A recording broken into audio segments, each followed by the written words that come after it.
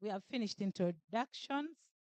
Now we are on number 4, welcoming remarks, objectives, and expectations of the workshop. This is by Deputy Chief Directorate of Research and Graduate Training, Dr. Isingoma Evelyn, who is with us. Let's clap our hands to welcome her. Thank you. Doctor, please.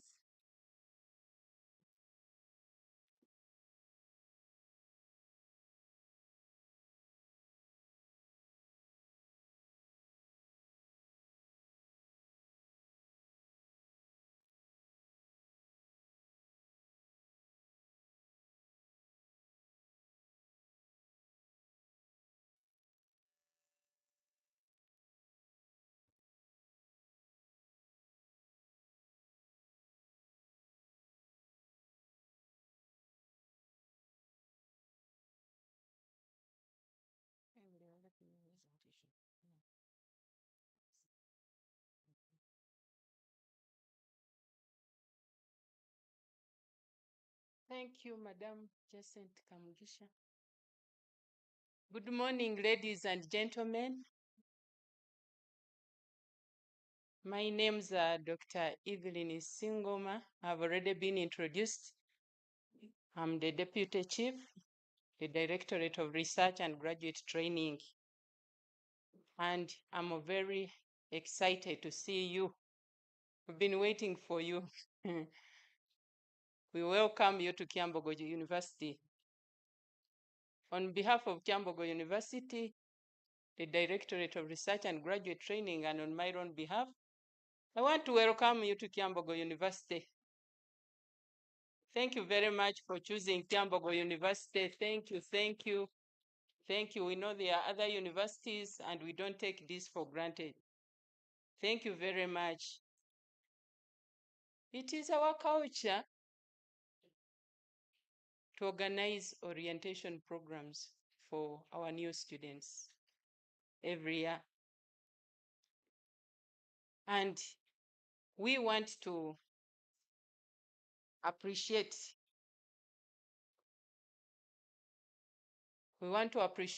management, top management, which has been very supportive of this. We also want to appreciate our sister departments that we have worked closely with, the Academic Registrar's Office, the ICT, you can see them here. They really deserve a clap. The University Library, you'll see them here. And others will come. We also want to appreciate our own directorate under the leadership of Professor Bua, who is not here but would have wished to be here. He has other issues that are very urgent that he's still attending to. But we appreciate the directorate. We have a staff of around 10 people. You will see them as they come in. We shall introduce them. But in a special way, allow me to appreciate one of our staff, Madam Jacent Kamuntu, our principal assistant academic registrar, who has been very key in organizing this. Can we clap for her? She has done a lot to prepare this. We appreciate it. And I want to say, for all the good things that take place here, thank the directorate. But for any mistake, she's the one. Okay. Yes. I'm a bit anxious about your expectations as students. What are your expectations? Can we have some responses from you? What do you expect from this workshop?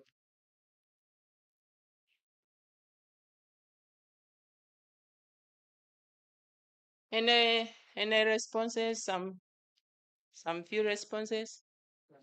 Yes, we have a hand here there.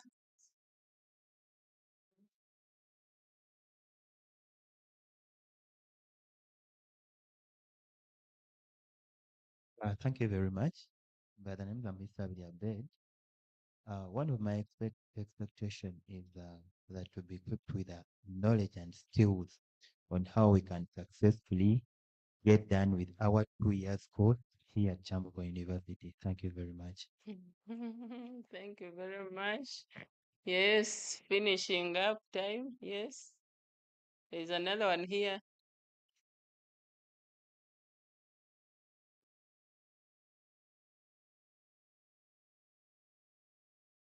Yeah, thank you very much. My name is Okwadi Michael from the Faculty of Special Needs and Rehabilitation.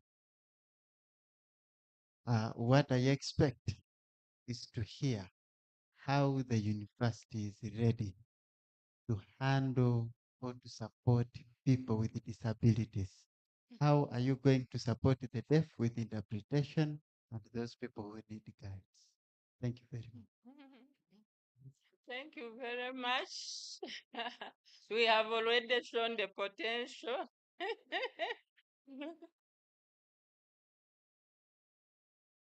Rita Nagadia is my name.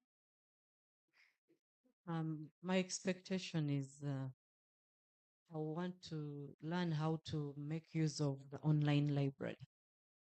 How can I get the e-resources for Kyambogo? Yeah, thank you very much. That is part of what is in the program. Yes.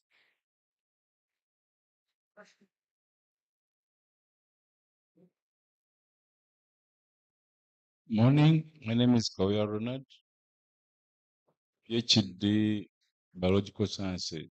My expectation is simple. I want to listen in, especially in the session of experiences, because usually they say it's a nightmare. I want to see how that can happen at Kyambogo. Thank you. Nightmare. Okay, thank you.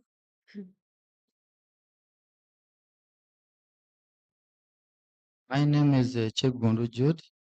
My expectation is to know how to register, when, and where.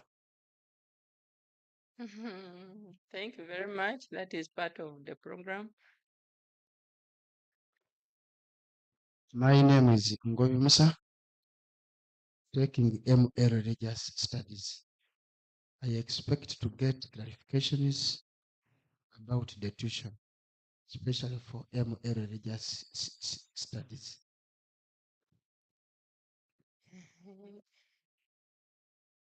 Thank you very much.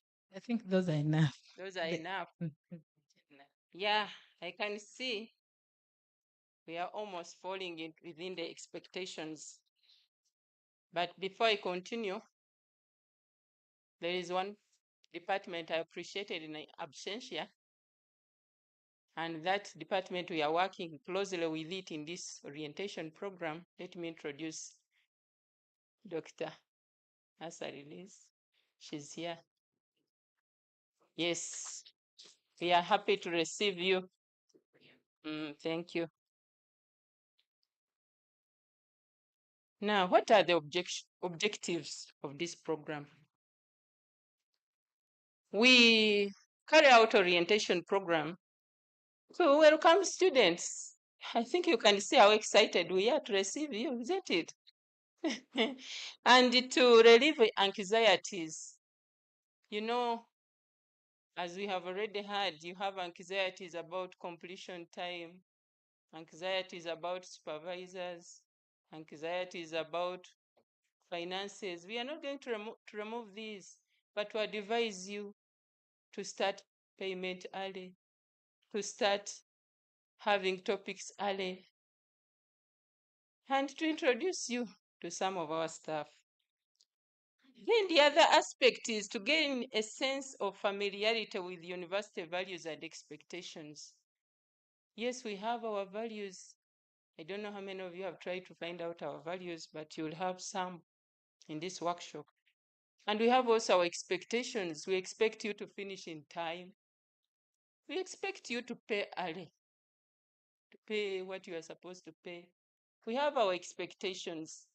So during this orientation program, we tend to emphasize some of those key issues.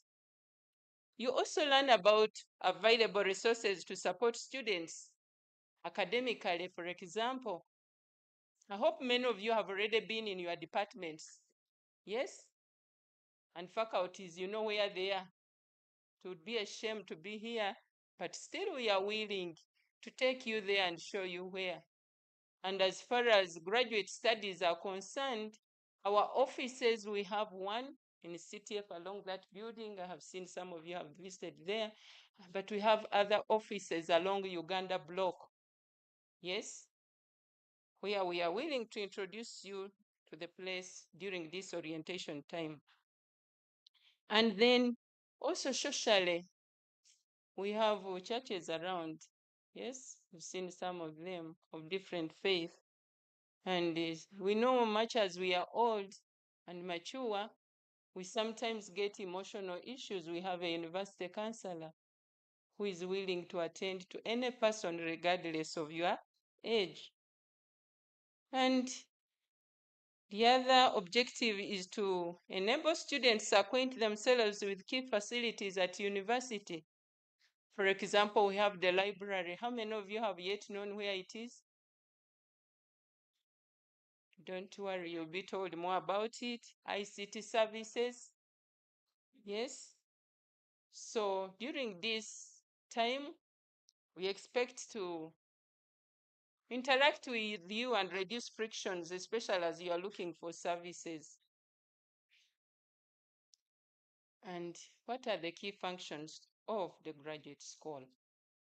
As graduate school, we are mandated to provide oversight in the implementation, management, and administration of relevant procedures and regulations.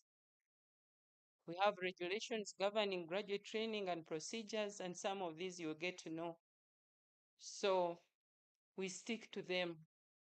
Since we stick to them, you are required to comply to them. We also enforce and regularly monitor adherence to graduate studies regulations, policies, and practices. Yes.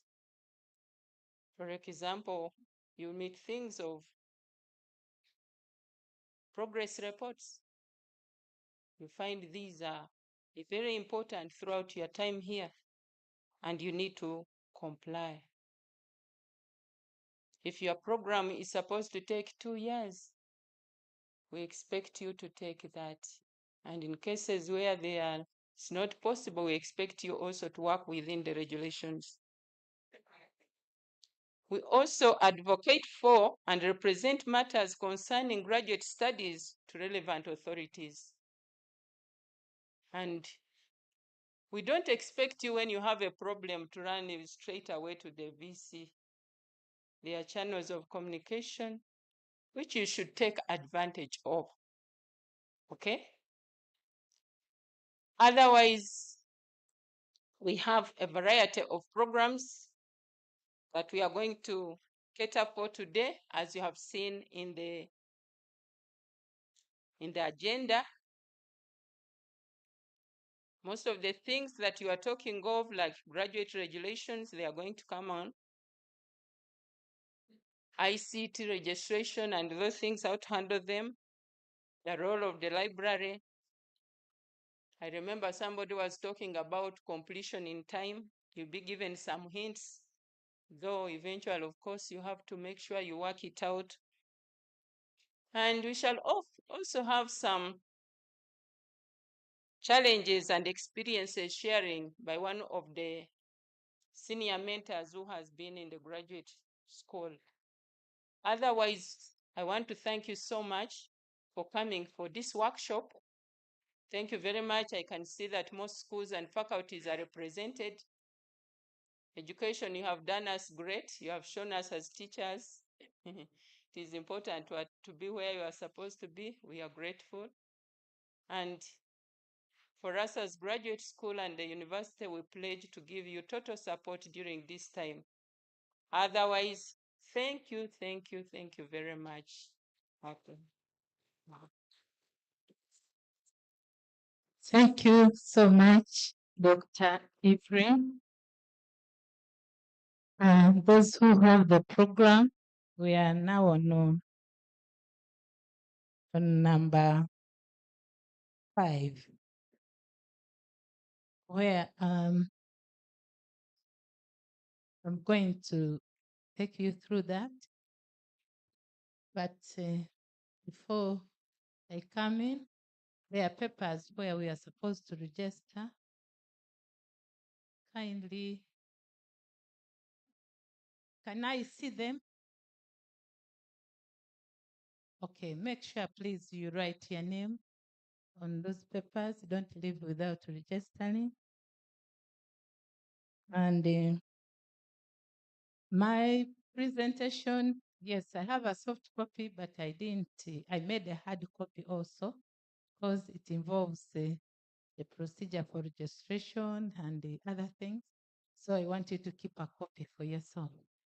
So those who don't have, please put up your to give you.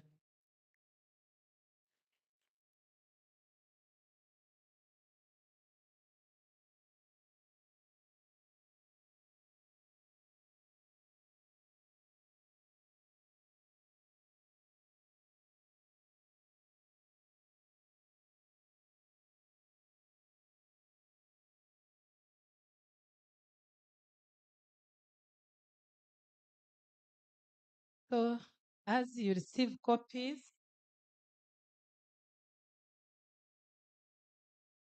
no, we'll kindly give out those copies.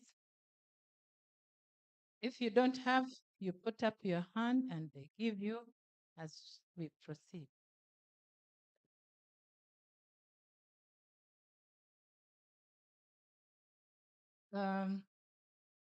They are like regulations. The graduate regulations are being reviewed and they are not yet approved by council, but we are using old ones. When they are ready, we shall give you copies. But here I just picked a few points. Just as I have indicated, they are important things to note. Number 1 is on fees payment. Payment of fees is a must. Students,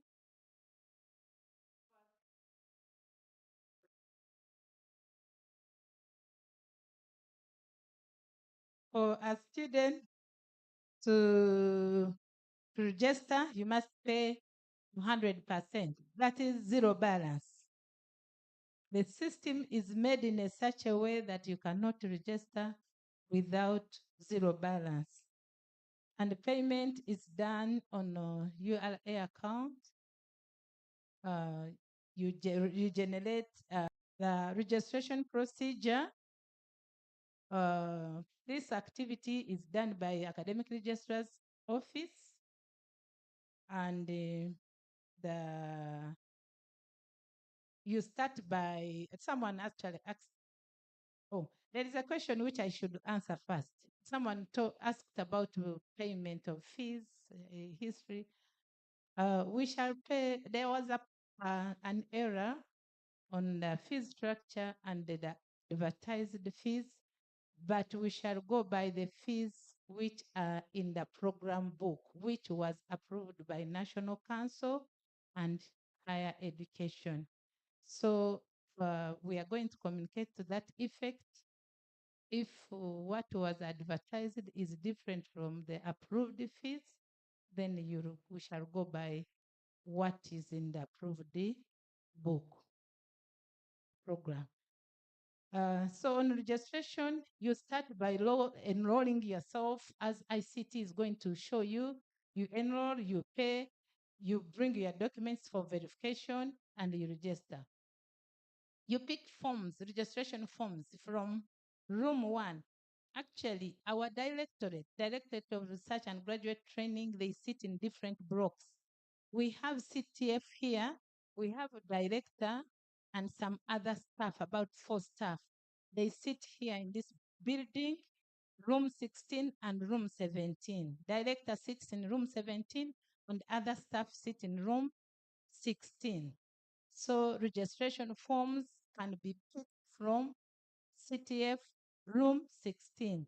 We have other offices in Uganda where you picked your admission letters from. I hope most of you know where Uganda block is. That's where you pick registration forms. So they are in different blocks. Those, if you find yourself near here, go to room 16. If you are Uganda is convenient for you, come to room 1, where you picked your admission letter from. Go there, pick registration forms. You are supposed to pick 3 of them, fill them, attach all your academic documents, and the fees, especially fees, tuition is in the system. We don't need it. We don't need a copy, but we need a proof of payment for National Council for Higher Education, which is 20,000 paid per year. It is a must. It is paid on National Council for Higher Education account using a PLN code also. But before you come for central registration, please pay attention. I don't want, you are mature people. It's not our joy to see you moving from here to here. You leave your office, maybe you come, you want to register, then I tell you, no, you don't have all the requirements. Kindly pay attention. And when you come, you know I have come, I have everything, and I register. Before you come for central registration, make sure you register with the whole of attachment. Your whole of attachment is on the admission letter. By the way, an apology on the admission letters. They are faint. If you feel very uncomfortable with it, you bring it back, we reprint it. It was unfortunate. We got poor quality papers, but now we can correct it. We apologize for that. So I was saying that you register with the whole of attachment. It is indicated there. You go to our medical center. It is situated near the gate of Banda. Who know? How many know where our medical center is? Yeah, most of you know.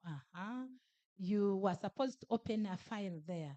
So by the time you come to do central registration, come with your medical card, both original and a photocopy attached on the registration form. So there is a file which is opened for you at the hall of attachment. A file is opened for you at medical center. So those are the registrations you do before you come to us. After getting those, I hope we have understood each other. Register with the hall, register with medical, pay National Council for Higher Education, upload your photo on the portal, on your portal. I think when you open your portal, how many have enrolled? Okay, good, good. You see there's space where then there's where we need to upload your photo. That space must be filled. Kindly, before you come for registration, let that photo be there, because we cannot proceed to print your identity cards unless we have that photo. So when you come, and that is why I'm saying we don't want you to come and I say, no, you don't have a photo now. You go to sit as ICT, go everywhere. Please, when you come to register with us, we want you to be ready. That's why I've given you a hard copy of this. Then, after you have attached all those, come with all originals. There is a process of verification of documents. We verify academic documents. We verify you. That's why you have to bring the ID, national ID, the birth certificate. It is either or. If you have a birth certificate, bring. If you don't have, come with the national ID, original, and a photocopy also. Whatever I have said, make a photocopy and bring your original. Whether it is whole registration, medical, that one I have spent a lot of time on it because I want it to stick so that you don't come and we You tell you, go back. Am I clear on that? Yeah. This registration takes place in 3 offices. There is a staff here in room 16, CTF. There's one staff there. I myself, I sit in Uganda, room 11. I also do registration and verification of documents. There is my colleague called Jude. He's on leave, but he'll come next week. He sits in room 12, Uganda. So don't come and say, oh, she's not around, and you go back. There are 3 offices. When you come, you should be able to receive those registration services. So that one, I hope it is very, very clear. Not so?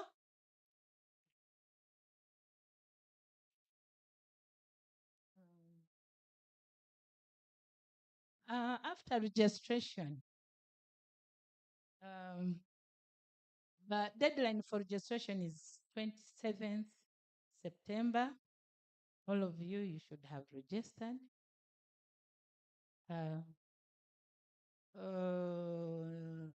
Extension. We have extension of registration.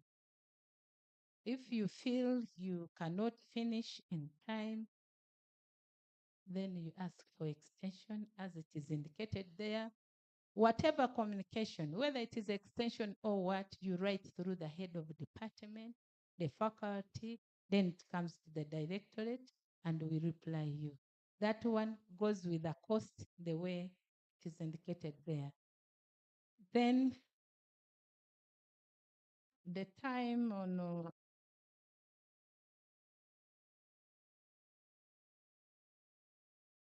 okay. Then there is a extension, then there is withdraw from the program. The other one is extension of registration. This one is the withdraw from the program. If you find you have a challenge, can be domestic, can be financial, can be sickness, don't just get lost. If you get lost, we shall deregister you. You come, you pick forms, they are called withdraw forms, then you apply through your head of the department, and the dean, they will sign, and you go officially. We shall give you a withdrawal letter, which will be put on your file. Actually, all of you, why you must register? You must open a file. That file, even if you study and finish, you can never get rid of a word without a file. And when you go to our records office, there are things which must be in your file before you are given a letter of award. So that registration form, together with the academic documents and those other things I mentioned, they are the first documents on your file. So that withdrawal form, a letter will be part of it. A copy will be put on their file. Then you go, and it is given for 1 academic year. And if you find that your problem is not yet solved, you can extend the withdrawal for 1 other academic year. A maximum of 2 academic years is given. After that, you don't get any other withdrawal. You go and apply afresh. I hope that is clear also about withdraw.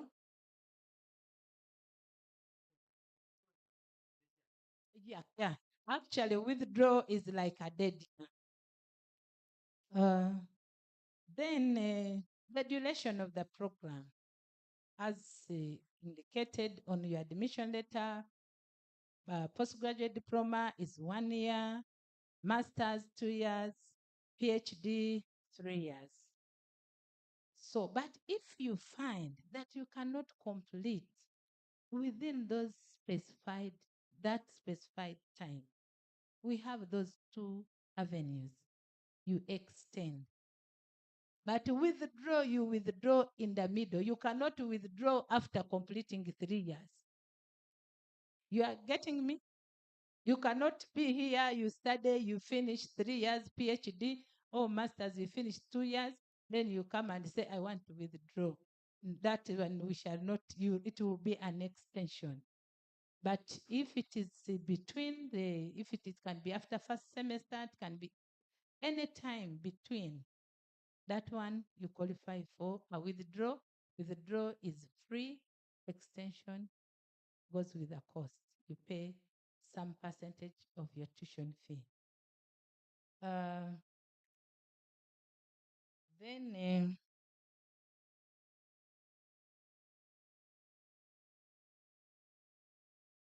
examinations. We have some programs where we don't do any exam, which are research only, like PhD by research. Others are like PhD by research and coursework. If you have coursework, you have to do exams. So where it is applicable, you do exams every end of semester, and you don't do examinations or coursework or tests without paying. Actually, it is stated here, if you do exams without paying, it is illegal, it is an offense. So examinations, some of you at the undergraduate pass mark was 50, but here it is 60. Don't forget you work reluctantly thinking that pass mark is 50. No, for masters it is 60. That is now change of names in case this is the names which we shall be. Actually, when you are coming for registration, the names which are written on your admission letter should be the names on that registration form, should be the names in the system, should be the names on your academic documents. But for ladies who acquire their husbands' names, we consider them, they can add them there, we register them, so long as they have their marriage certificates. Or if you changed like religion, you can also be allowed with evidence if you can show evidence. I think that is the end. I don't know.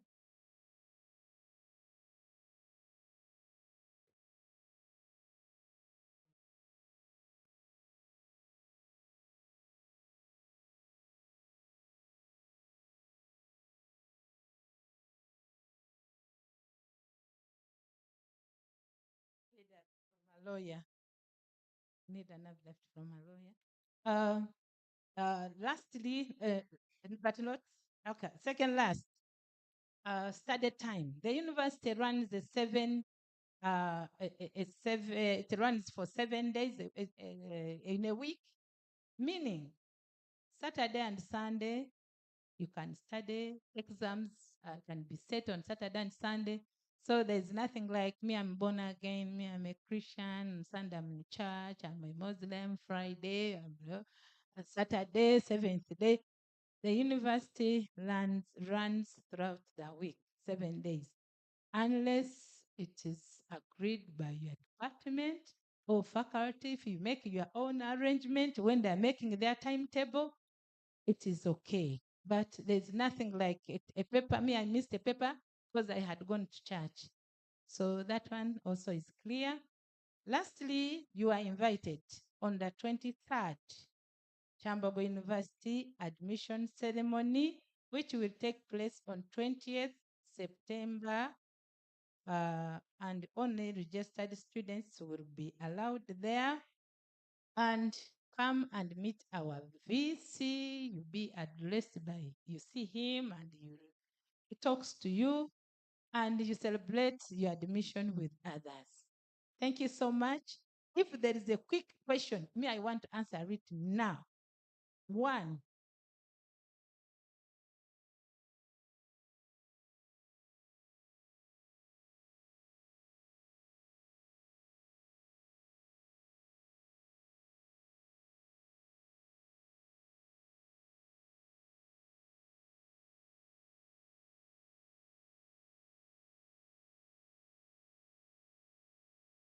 you so much. My name is Nanyans Molen. On the day of picking admissions, I think that's like 2 weeks back or 3 weeks, I came in the office and my admission, my name was misspelled on the admission form. The name is Molen, but it was spelled as Moilen. So I asked what I could probably do. Molly, I've understood. Eh, We received it. You brought it back, not so? yes. Those admission letters which have mistakes, when you are coming to register, we are working on them actually. We want to reprint them. We shall communicate to you. I hope you left your telephone numbers. We shall communicate to you when they are ready.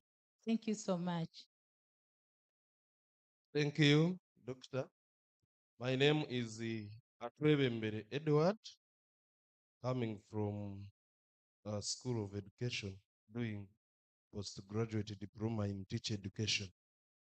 My question is about extension vis-a-vis withdrawal. Doctor, one difference I picked was about the one being free, another one being costly. But apart from that difference, where is the difference between the two? Thank you.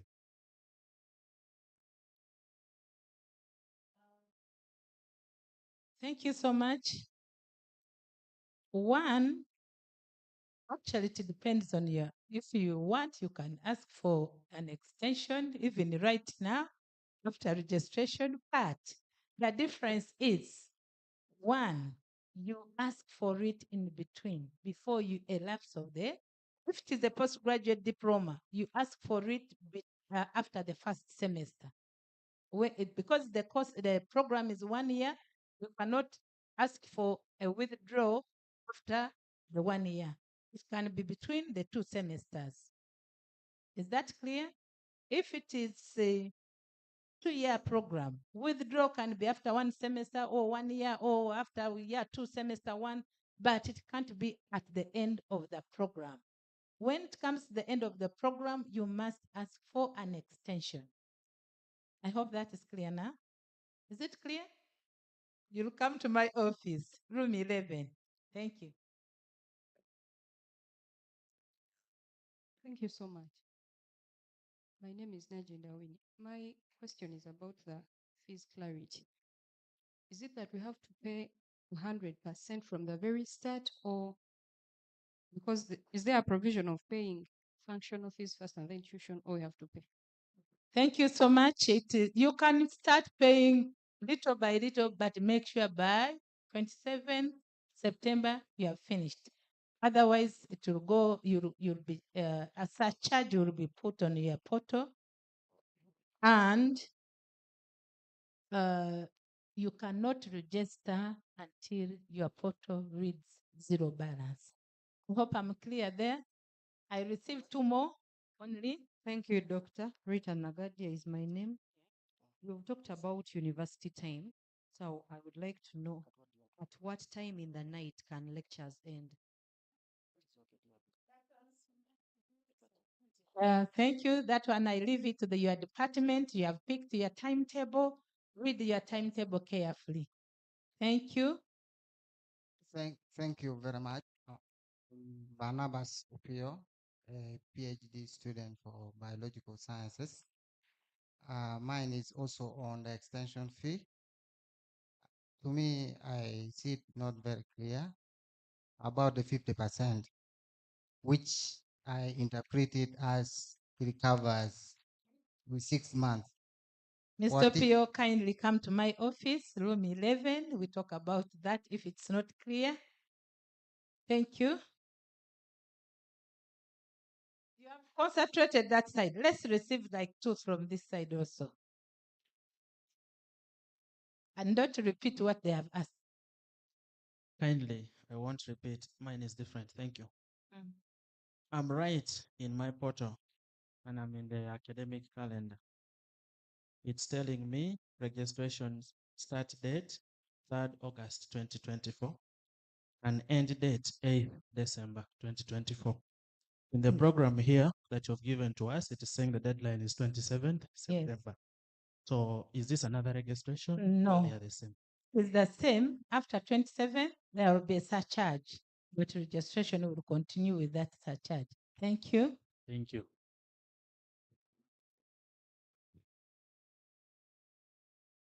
Thank you so much.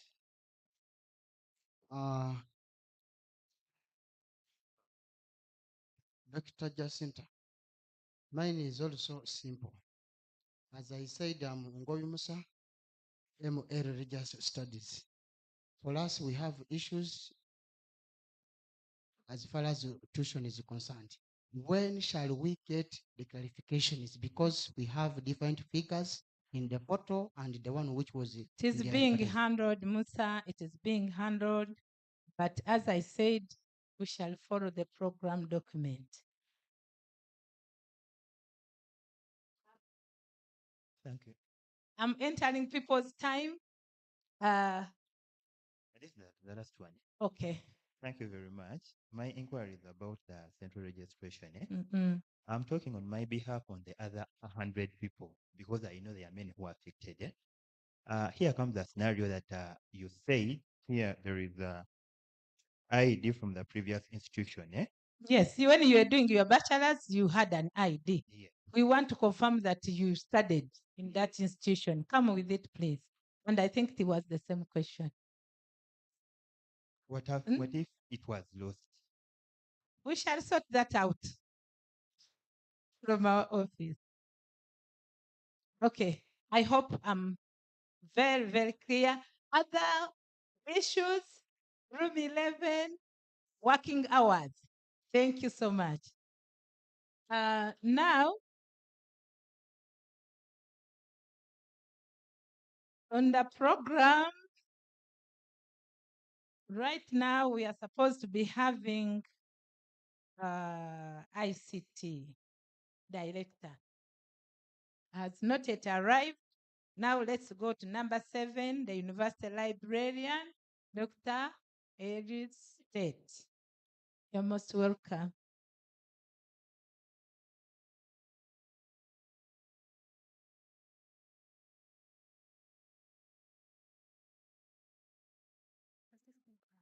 Good morning. As you've heard, my name is Liz State, and I head the library. I hope I can do this.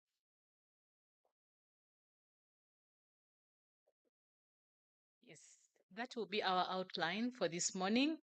I'll be presenting about the library in very brief terms.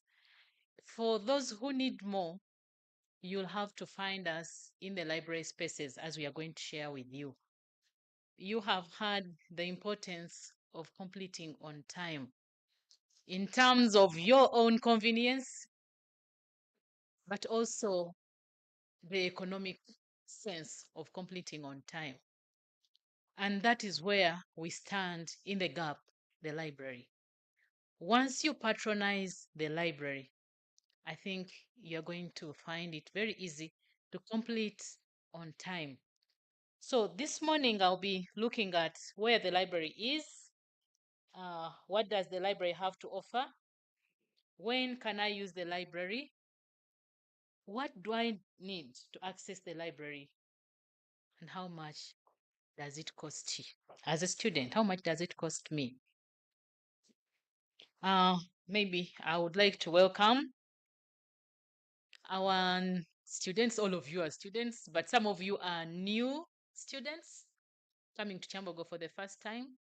So probably the things we are going to talk about may not be familiar, but we thank you for choosing Kyambogo. And also for the returning students, thank you for remaining true to Kyambogo and coming back. Now, where is the library? The library on campus has 5 centers, 5 of them, all available for your use. One of them is the Barclays Library, located between Main Hall East and the Department of Agriculture, this site. It has a library collection mostly for faculties of vocational studies, arts and humanities, social sciences, and School of Management and Entrepreneurship.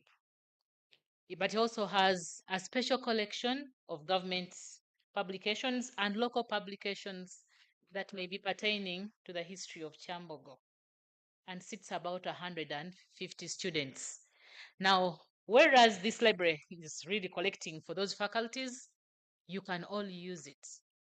That may be your comfortable spot as a student of engineering or a student from Faculty of Science. Don't feel constrained to use any space that is called the library in Kyambogo.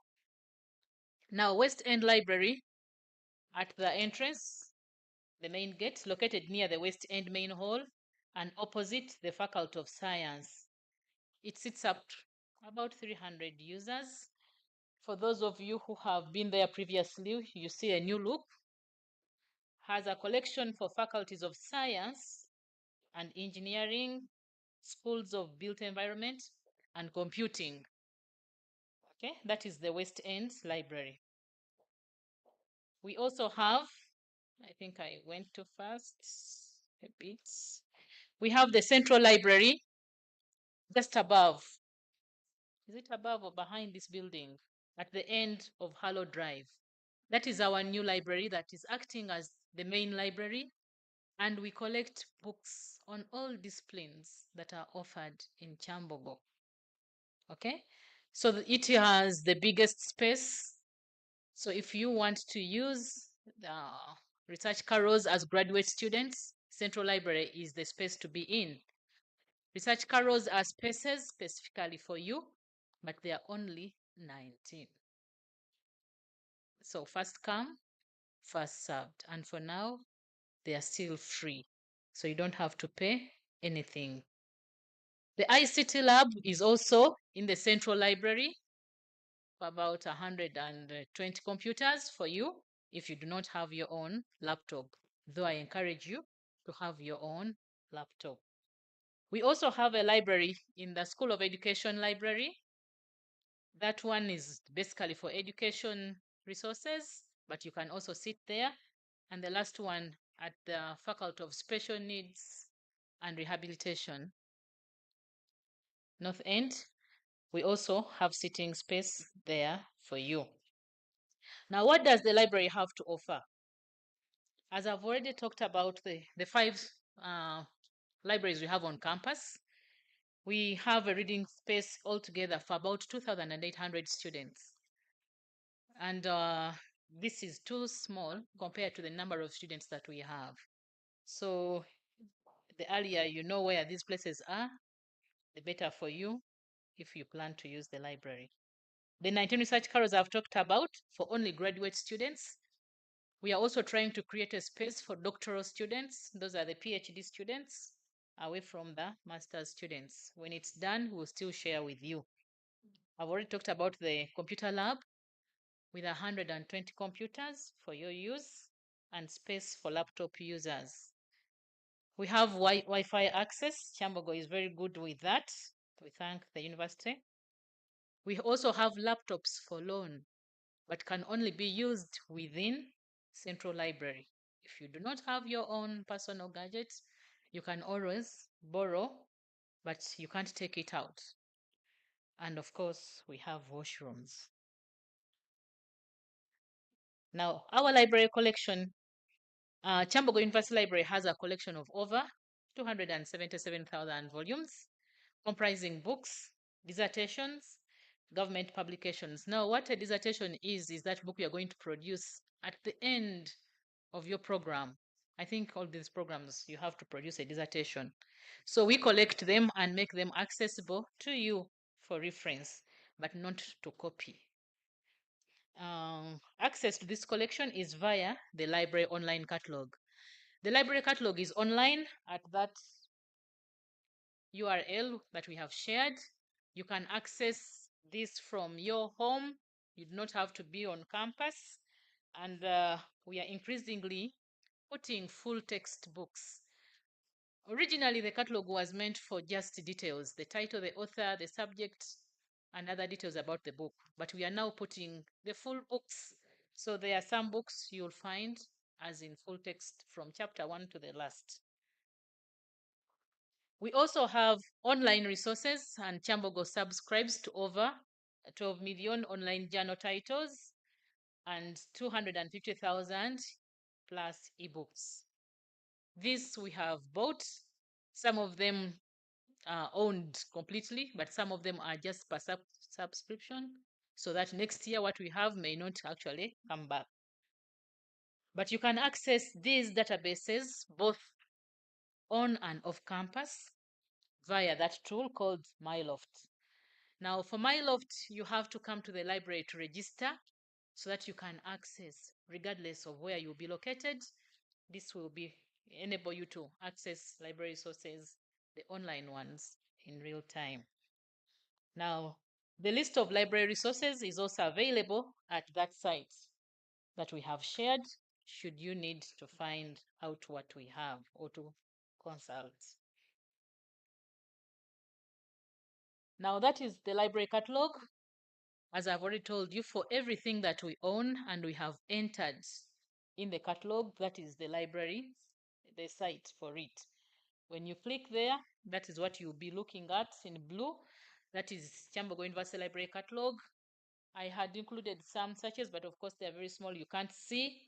On the catalog, we also have a list of the e-resources that we have for your consultation.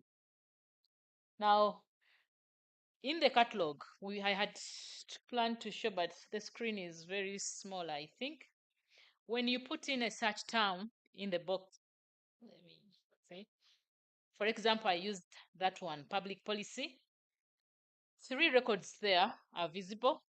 In the first circle, that is a print record. Now, a print record, the information we need you to copy from it is the location. This particular book, the Public Policy Theory Primer, is published in 2017. We have a copy in Barclays Library, a copy in Central Library, and one in Education Library. So it's important that this information, you know what to copy so that you can access the books when you need them. The second record is Routledge Handbook of Public Policy, and where I circled is click here to access online. This book is available in soft copy, meaning that you can access chapter 1 or chapter 3 or all the 10 chapters if it has 10 online. You can download as you wish. And I think even the last one is the same. This is Public Policy and Research in Africa. This is from Springer. Springer is a publisher. They make their books available to the public. They're open access. So it's important that you get to know what these mean for you when you get into the catalog. As I said, everything we are giving this morning is very brief. Should you need more details on how to access the library catalog, the electronic resources for your particular discipline, please, you need to come to the library so that we take you through a detailed presentation. As I said, we also have dissertations. Our dissertations are also available in the library catalog. So if you were here last year as a master's student and you published a dissertation and you've come back for a PhD, your dissertation is most likely already available via the library catalog.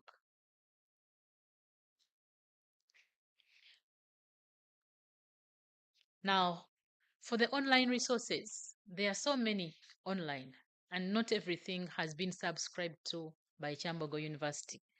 So we know that you'll definitely at one time find resources where you may be asked to pay, or resources you cannot actually find.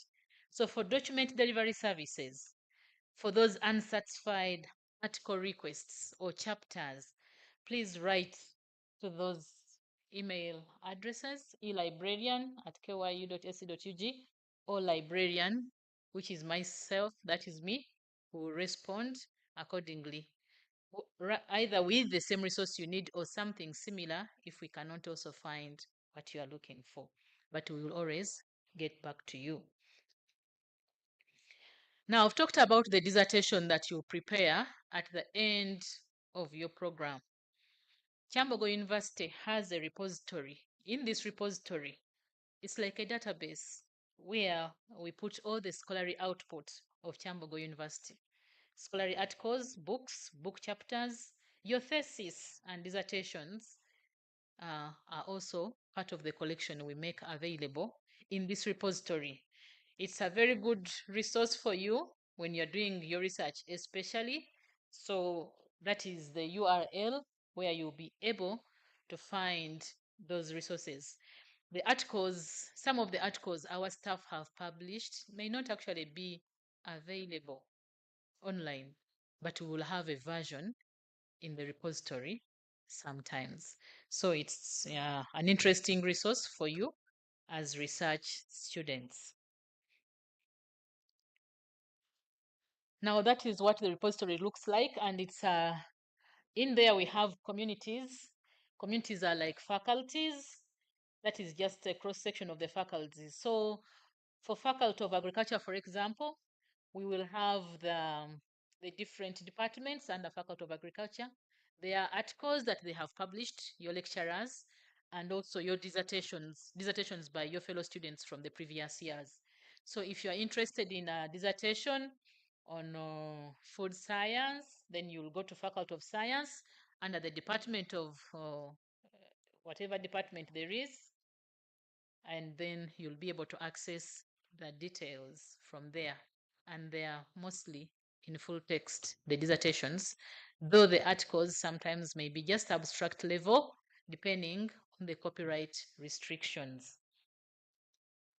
Now, what else do we offer in Kyambogo University Library? We offer you research support. As a graduate student, research is inevitable. It's a given. So you will definitely need access to e-resources. We will train you on how to access, how to identify your databases, how to craft a search term to search. Some of us search in Google, you put the whole thing, but in these databases that may not work. So you need to know how to write your search, to find the search term for your topic. Citation and reference management. If you have done it manually, we are saying we have an alternative. Mainly is a software that helps you do citation and reference management in an easy way. We also offer research coursework check with Turnitin. Now, we are trying to prevent plagiarism. Plagiarism is the copying of works and you do not acknowledge.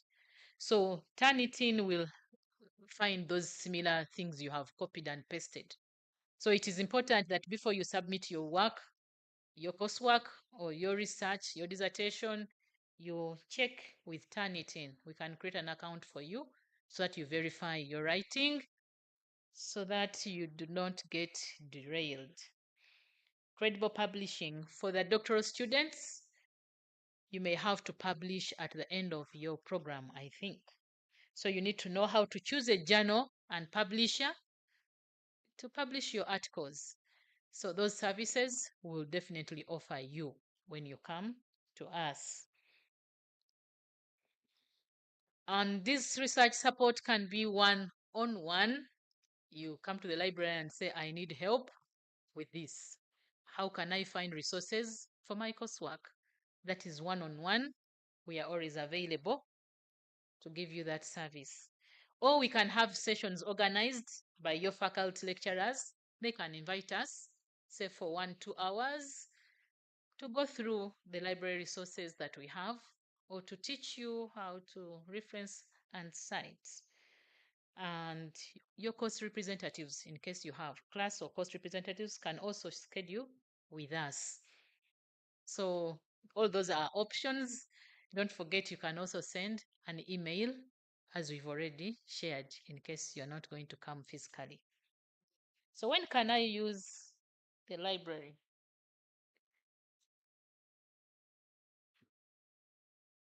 My battery is running low.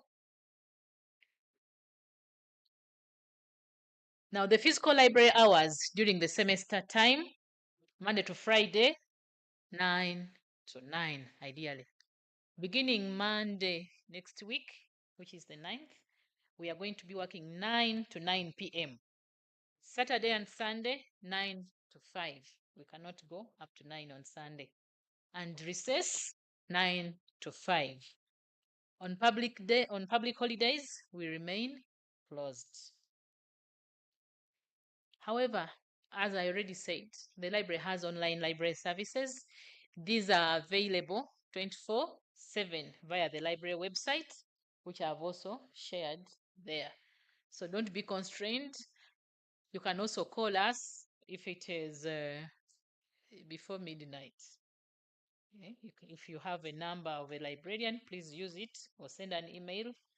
We are not bothered by time. The library site looks like that. And on it, we have the service centers, as I've already shared. The services we offer, the online services, everything I have talked about can be found on the library website. Please make use of those resources. How much does it cost? These things I've talked about. It is free. Part of your fees that you've already paid. That is if you have paid. Yeah, that is if you have paid. When you pay, we also get paid and things run smoothly. But when you don't pay, it becomes very hard to sustain some of these resources. As you've heard, we subscribe. So please make sure, as you've already been told, to pay in time so that you are not actually disturbed, but also will not derail university programs. Now, those are some of the do's and don'ts in the library. In the library, you are responsible for personal security, your personal security and your properties. You should never leave your things unattended. When you come in a space like this, there are people who don't actually belong, but we do not know. And so you trust them with your bag, you are going to the washrooms, you'll find when they have left. We have lockers in the libraries. When they are in use, they are used at your risk. And never leave your valuables in these, in the lockers. Right now, we were warned because of security, we are not actually keeping any bags. So you are not supposed to come with your bags to the library right now. It's actually, I think, came out last week. So we are not keeping bags for now, but when we do, it's at your own risk. Never trust anybody in the reading space with your valuables, phones, money, bags. We have already said that. We can also check or search occasionally. So don't feel offended when we say we want to check you either on entry or on exit. And for any information, always consult a library staff on duty. Librarians are very friendly people. They love giving support, sometimes even unsolicited. So make use of us. That's why we are here. And a disclaimer maybe as I conclude, any loss incurred on the library premises is not a responsibility of the library or its staff. So ensure safety of your resources as much as possible. Now, lastly, those are again the contacts in case you missed them. librarian@kyu.ac.ag, that comes to me exactly. For e-resources, it is elibrarian@kyu, but I can always answer any question regardless. So that is my contact should you need any support. And thank you for listening. Thank you so much. Let's see. She deserves better clap, a better clap. Thank you, Dr. Liz. I want to recognize the presence of Professor Wambede. Most welcome. And he's going to talk to you also. But right now, we are going to have the ICT. ICT director is represented by Johnson Winamasko. As he comes, I want to recognize about a few people. I don't know whether they are here. Semogerere Sura, is he around? Okay, stand up. Sembacha Akzam. Mugalia John Jackson, Magezi Ronald, Okot Francis, Mugabe Joseph, Violet Alimwenda, Namugera Aisha. Those ones I've read. Those people have registered, have brought their documents for verification and registered. Clap for them. Thank you so much for being on spot. Then I have a number of those who have verified their documents.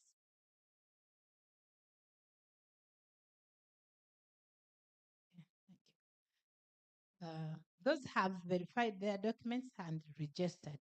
But we have a number of people who have verified their documents. I want to advise you, even if you have not paid to zero balance, bring your documents for verification.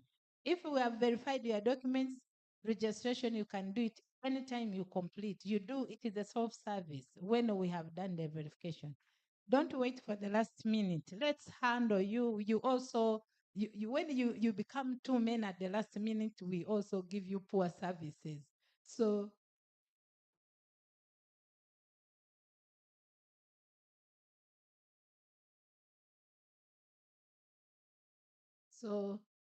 about verification of documents, I think you have understood.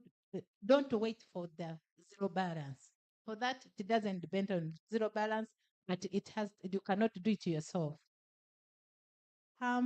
Even if it is on Monday, please bring your documents. We verify them as you continue paying. Thank you. Now, the university librarian might want to leave. If you have a burning question, let's have it, and in case she wants to go, we set her free. Thank you.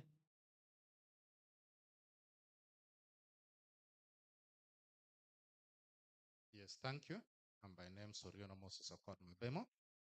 The doctor wanted to ask you to clarify to me and the house on the issue of laptop loans, where a laptop loan, I don't need it for use and to be taken at the end of the course, or because a loan, meaning you are supposed to take it and be paying for it. And how do I get a laptop? Then I continue using in the library, and yet I'm not taking it for further usage outside. Thank you.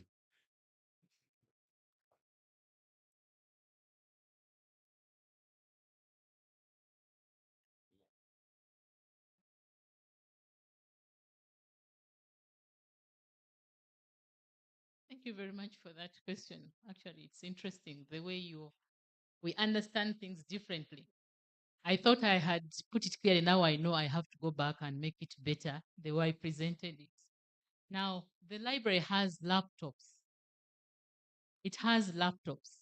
So we can loan a laptop to you for use within the central library. You understand? In the library, we talk about loans. Even a book is loaned to you. When you come to borrow a book, it becomes a loan.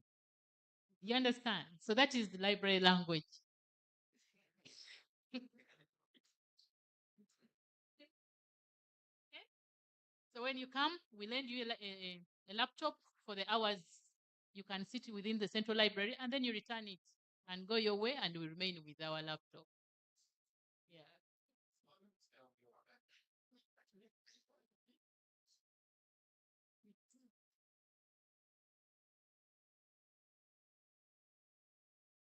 Thank you. I'm Marut Abraham, MBA. I want to appreciate the last statement that this is free. Then the very last, that you don't have to wait to clear to zero. I was worried and getting stressed. Now, I wanted to confirm, for us to access the library, must you also clear it to zero, or as long as I've paid something and you verified my documents, I can access it, or it should be to zero? Thank you. The library is free for now. You can access. We don't limit whether you have paid or you haven't. but we cannot guarantee that it will not change if the university changes its policies. Okay, so for now you can walk in and out as you wish.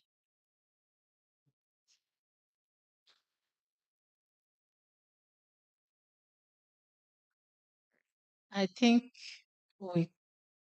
okay. No, there's one hand there, the last one.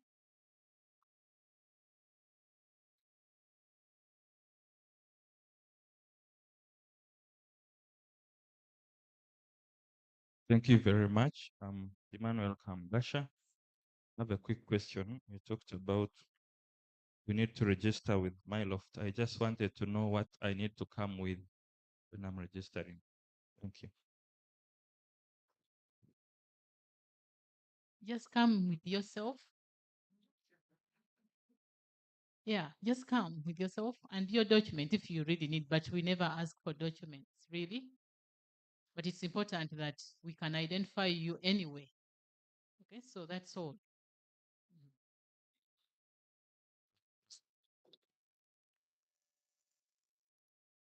Thank you so much. The ICT people, their presentation is a bit practical. They are going to take you through the process of logging in your portal, enrolling. So they are requesting that they come last since it is practical. So now let's welcome Professor Wambede with his presentation.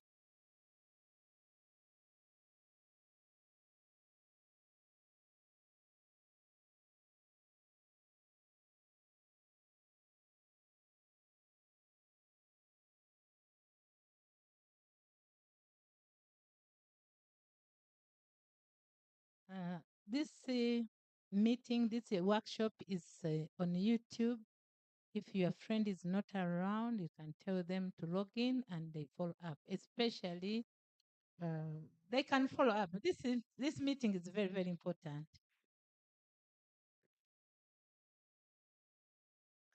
Thank you very much, Madam Jacinta, the Deputy Director, Graduate Training and Research, the librarian, our dear students, PhD, Masters, and postgraduate diplomas. Is it already afternoon or what? I think it's still morning. Good morning. You are welcome to Kyambogo University. I want to start by thanking Madam Jacinta for organizing this orientation.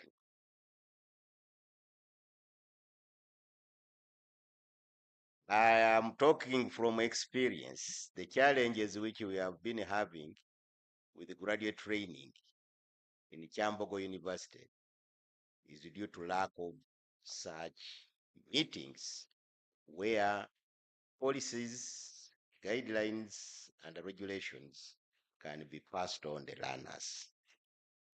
And this turned out to be a war between graduate, the Directorate of Research and Graduate Training and the faculties.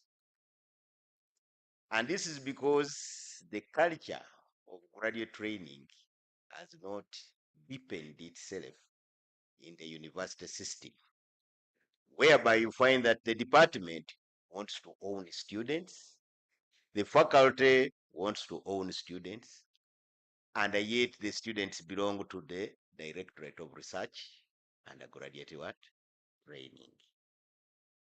In such circumstances, you find that students come and go to the department, study, go away. Some of the administrators, because of the changes, they have not taken time to internalize the guidelines that are guiding graduate training. And you find that the students end up being trapped because we expect the supervisors and the lecturers, besides the administrators and the department and the faculty, to be well versed with the graduate training guidelines, which is not the case. And when we have such, you end up also guiding the supervisors and the teachers that I'm supposed to be doing this at this time, I'm supposed to be doing this at this time. Time and again, because I'm talking from experience, we have had a student being admitted at the faculty, not admitted by the graduate school, never registering, never paying, and you only see he wants to graduate. It happened sometime around 2012, whatever. Many of the students studied and graduated without paying because there is a disconnect between graduate training or graduate the directorate and the departments and the faculty. Because graduate training will operate in systems. The first unit is the supervisor. Everything which you write must go through the what? The supervisor. The second unit is the department.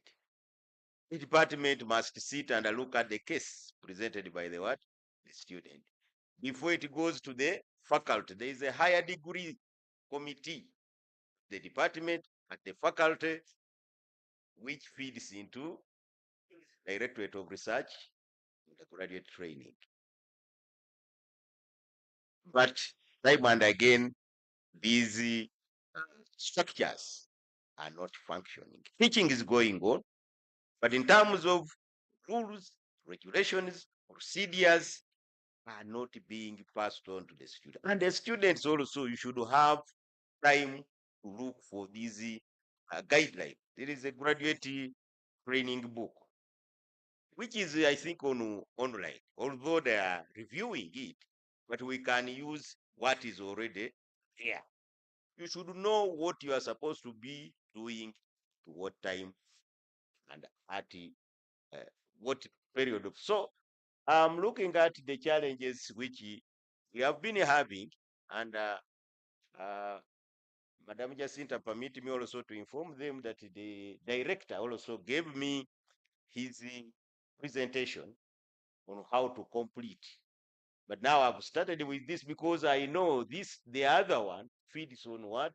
This, the challenges, which some of them you have mentioned in your presentation here. So can we start, or it is me myself to operate? So before the establishment of Kyambogo University, there were graduate training in the former ITEC and UPK. There was. So Kyambogo University was established in 2003 with a merger of ITEC, UPK, and UNICE. But I've said there was graduate training in the in ITEC and UPK, although UNICE was still lagging behind. So a consultant was hired to guide the university on how to form structures in terms of faculties, departments, and schools. And these consultants recommended the establishment. By that time, it was the graduate school, which has transformed into the Directorate of Research and Graduate Training to handle or manage graduate training in the what? In the university. So that means the coordination unit in the whole university is the Directorate of Research and Graduate Training, where you belong, although you are down there at the departments and the faculties. For most of your administrative issues and academic are supposed to be handled at the Directorate of Graduate Training, which forwards them to the graduate board and then report to what? To Senate. And they can go even up to council. So we have structures. Whatever some of you are now raising issues of tuition, this issue will be solved because there must be, before the program was advertised, or before the program was approved by National Council for Higher Education, it went through these levels, and there is fees attached to it. So it is not a something that can be handled here, but it is clear. They will already inform you. So the consultants recommended the establishment of Kyambogo University Graduate School to coordinate graduate training, which we are now in the Directorate of Research and Graduate Training. So in 2009, Senate approved the establishment of graduate training. The one was a consultant, but now the academic unit, that is the Senate must own. So it approved the establishment of graduate school, which is now the Directorate of Research and Graduate Training. In 2022, it was restructured to become the Directorate of Research and Graduate Training, where you are now.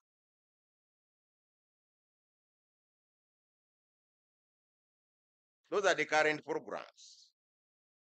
Madam Jacinta, you can correct. I think you should keep on giving me more information where, but currently we have about 15 PhDs and 42 masters and 10 postgraduate programs.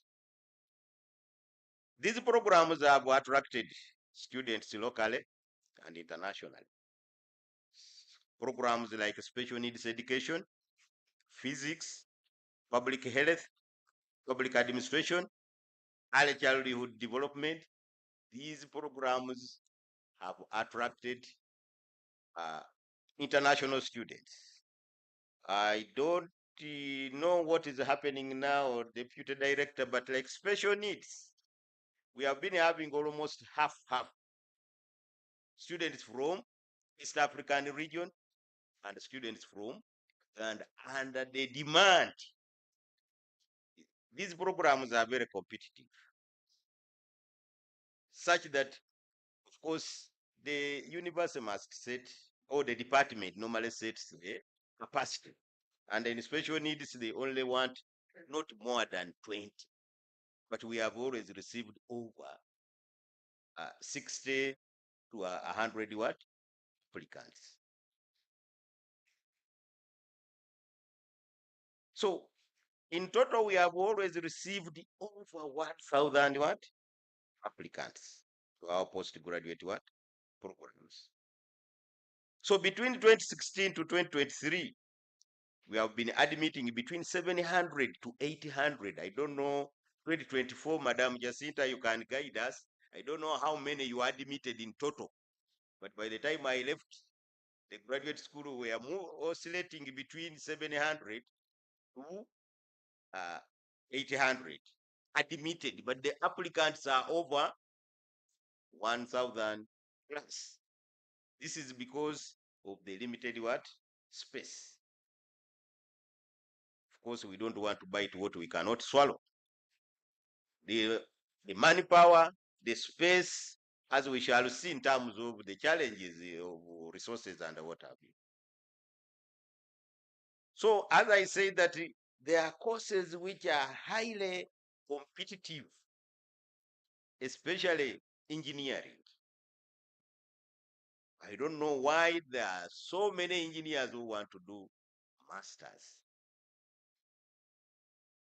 And because of this, we end up putting what? Because the capacity, because to get PhDs in engineering who are to train these people, they are not there. We have ended up opting people in the world of what? Work. Some engineers in the Uganda National Research Bureau or whatever, URI. And there are those who are stationed somewhere in other companies. So we end up picking of them, but all the same, we cannot manage. So as I talked about special needs, early childhood, I don't know why there is a rush for early childhood education at all levels, whether bachelor's, master's. Well, I don't know whether because the government is mainstreaming it, because by the time for us we went to school, there were no early childhood centers. We just went to P1. But now almost every primary school is having early childhood center, and there is need for manpower. I think that the MBA we have even put there. You must pass entry graduate management test before you are admitted. Education, we are overwhelmed. So these are highly competitive, and if you are here, you are lucky. You should count yourself lucky, and you must utilize the chances or the chance which has been given to you. Despite that, the biggest challenge is the completion rate. It is very low. You bring in 20 students, those who complete at the end of the 2 years on time might be one if you are lucky.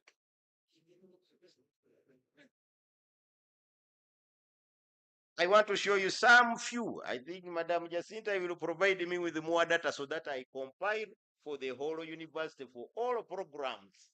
How many do we admit? How many are able to do what to complete in each program so that when I come here next time, each one, but now I just picked very few. But generally, you can see that in 2016, over 600 students were admitted, that is 623. 464 registered. That means those are the only one who became real what? Students. Members, just as Madam Jacinta was saying, once you enroll, the next thing is to pay. Payment is the only way you are signing a contract with the university. Otherwise, when we were meeting when we were meeting in orientation in arts, I mentioned this. You will be considered as being around and away. But you are not a Kyambogo what?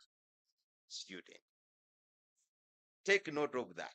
They have allowed you to go to the library because it is a public university.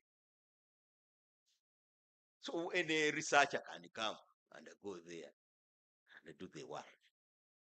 But being in that library does not make you to be a Kyambogo student until you have paid. It is the only contract you have with the university. 2 weeks ago, we were here. As we were talking, a student collapsed.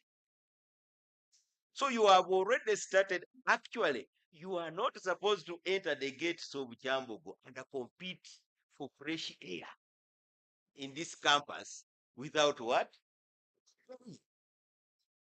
That is why the guy was raising an issue of 50% on what? Yeah. We assume you are using university what? Resources, stepping on that grass, getting it.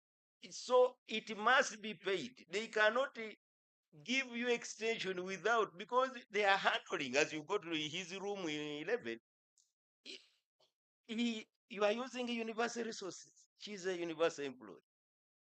So whatever, just as sitting on this chair here, people normally pay money to come for workshop to sit on what? These chairs. But now for you, you are enjoying them.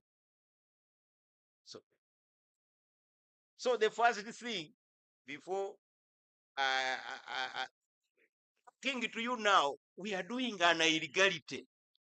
If you have not paid, we are not supposed to talk to you.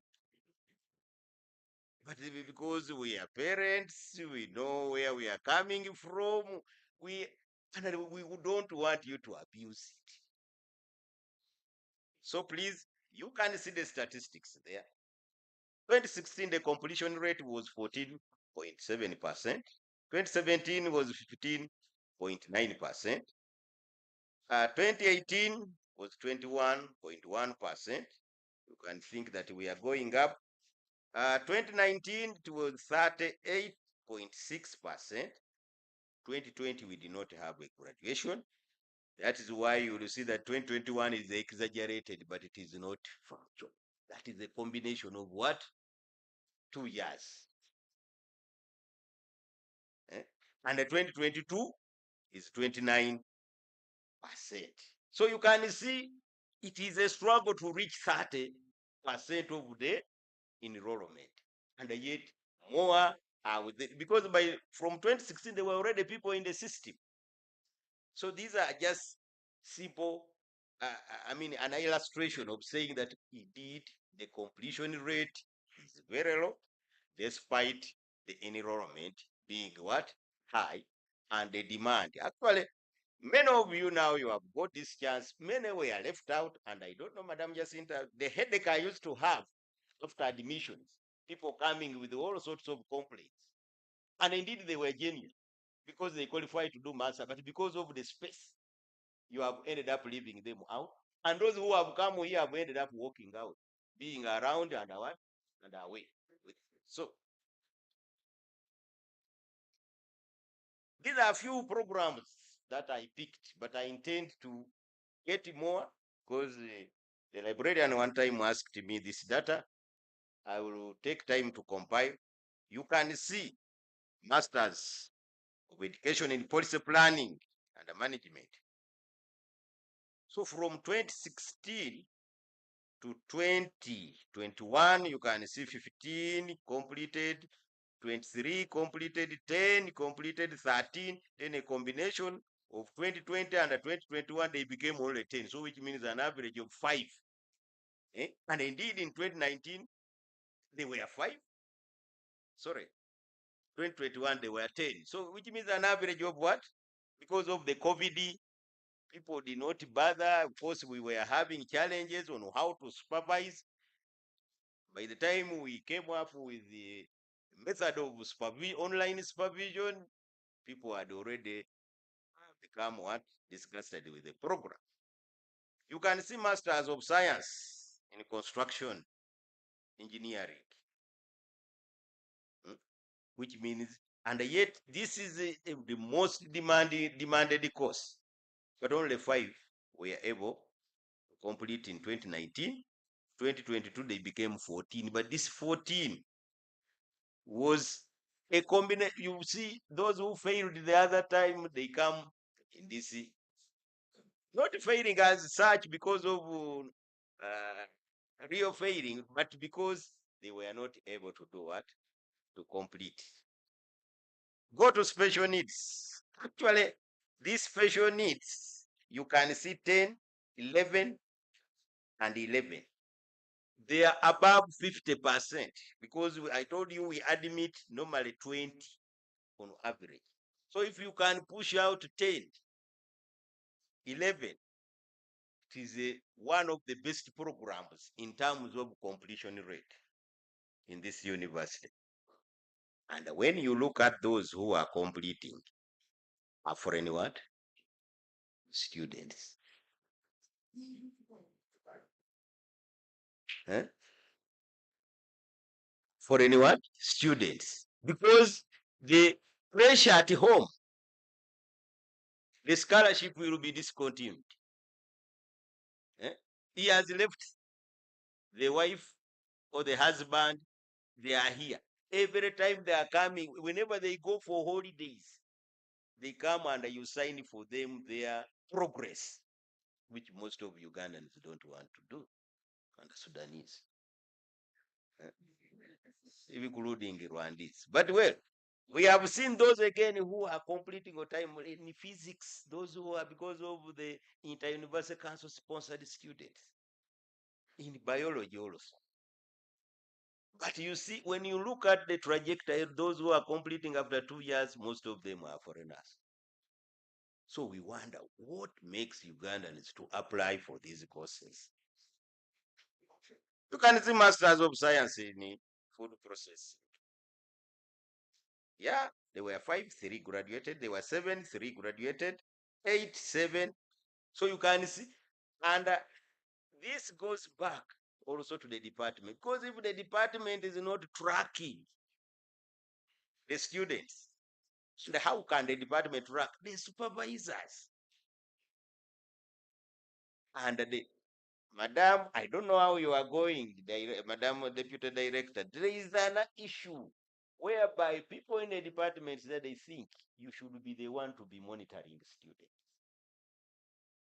Whenever for me, when I'm there now, I just laugh. We are supposed to get from the department, to the faculty. Then we take action. But someone will stay after 1 year. This is what what I witnessed. Most of you, because there are very many universities. The moment you come here and you get your admission letter, you walk back to those universities and say, I'm a master's student. Where? In Kyambogo. And they give you a job because there are no, just there's the massification uh, of higher education with the limited supply in terms of manpower. So if you show any letter that you are doing masters, straight away they give you to teach. And then you will start teaching 1 year, 2 years. I'm doing masters. 3 years, I'm doing masters. 4 years, until certain serious university will ask, please give us the master. That's when you will come back to Kyambogo. And then you will say, this is Kyambogo people. This is Kyambogo people. They are not, you absconded. The moment you stay out of the program for 1 semester without paying, then you have absconded. They are supposed to register you. However, we don't receive that information that this gentleman is not active. The dean is supposed to write to you, the dean of your faculty, and a copy the directorate. So, if you have any challenge, please communicate. Write. Please, I'm unable to continue with the research this semester. I ask for a dead what? Semester. If you fail for a whole year, don't wait the year to end because you have missed a semester. Then write and say, I'm requesting for a dead year so that they know you are still interested in the program and you are still a student of Kyambogo. As I was saying, a member collapsed here. We had to take him to the medical center. He has not paid any money. The ambulance was called. It came, picked him. Now, who to pay for that? We know these are government things, but you know what we are going through. So, besides that, they have told you where to register. They are now told you register in the library, register in the hall where you are attached, register in the graduate school, register at the department, register at the faculty, register yourself to have, you should have your own what? File. The file might get misplaced. You say, I registered, this is what I have. And you will help us. Okay? So, these are all challenges. Follow the procedures and the regulations. Just as she has been talking about. You apply, you were admitted, you enroll, you pay, you register, you study, do exams, excel. That is the first phase. Especially masters by coursework and research. PhD by coursework and research. This is the procedure.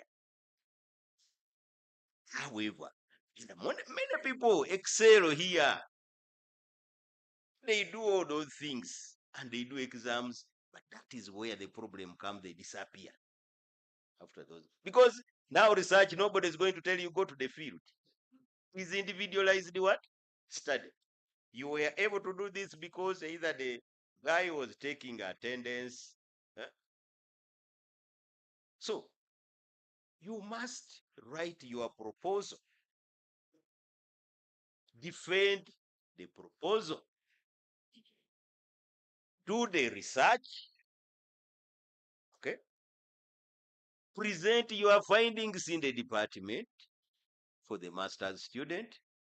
Have completed the first objective, present. Have completed the second objective, present. And we have a regulation. This is thing of just you going to band and they write for you research and you come and submit, they are no longer going to be accepted. You must show us that you are doing what? Research. This is the work at the department. But the graduate, the directorate will be getting this information, how you are moving on the basis of your presentations. Until they say this person is ready, the book should be taken for examination internally, externally. If he has excelled, come and do the defense, and you are able to graduate. The structure of the graduate program, I think this one, I will not need to talk much, because we know there is coursework and research from all master's program. We don't have masters by research alone.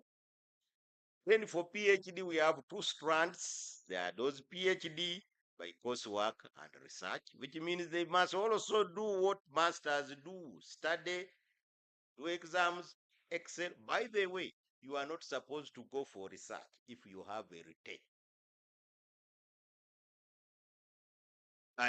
The dean, by that time I was a dean of, I had challenges whereby a student was, they allow them to go for research, and then towards graduate, they say he has a retake. Well, how do you allow him to go for research? Because this is partial.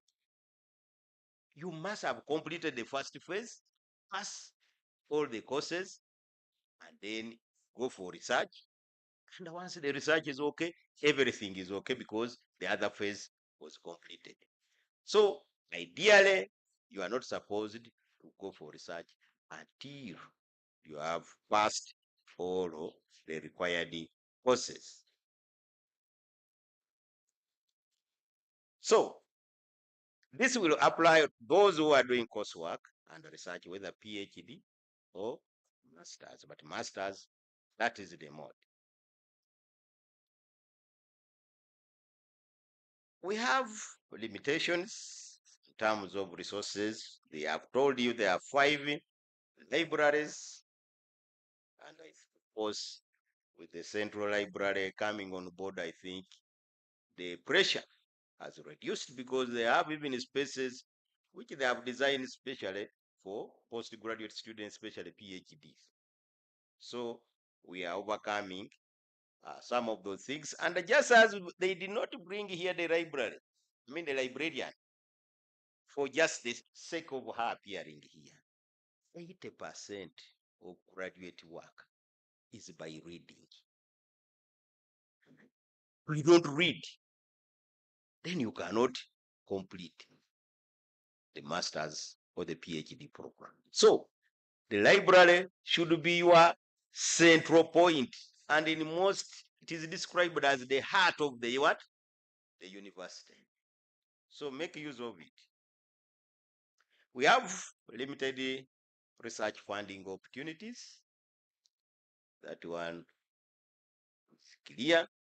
But even in situations where we have got some little resources and we coopted people to do research, they disappear.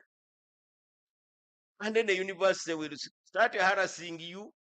You can't submit the report because the student has not completed. At first, I used to think this is just selfish. When I was the dean, those lecturers who were raising the issue of not having students on their project, I thought it was selfish, but I tested it. So that is, and they come with flimsy reasons. I had an accident on border, I had all those, which before even telling you why. So this one is part of what I saw the director had prepared. Your relationship between fellow students and the staff, especially the supervisors, matters so much. The supervisors are busy people. You need to know that they have personal issues, and therefore you need to study them and be able to work with them. There are some supervisors, even lecturers, when they enter, they still have that thing that once I enter the class, I don't want disturbances. And I think most of them, they will, they will spell out their working relationship with you. When I enter, please, if you find me, I've started my lecture, don't do what? Don't disturb. Don't tell us because you are a big man in Uganda Revenue Authority, therefore, for you, this man is hopeless and what have you. Well, that is maybe when you enter and is teaching, things disappear. So please, just as you also have your own stresses, you have come here, we need the money, and yet you have to look for that money. There is stress. Eh? But the most important thing, you should own your time and make this study part of your full-time work. I thank you. So those are the few things which I wanted to share with you, and that is out of the experience having been there for 5 years.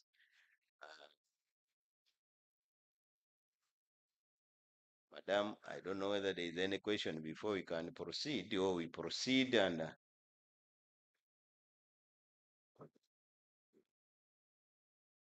Thank you so much, Professor Wambede. Any question? Very okay. No, take the mic. Okay. Thank you very much, Prof, and thank you very much for the opportunity given to me. My question is about, I think it's personal. You've said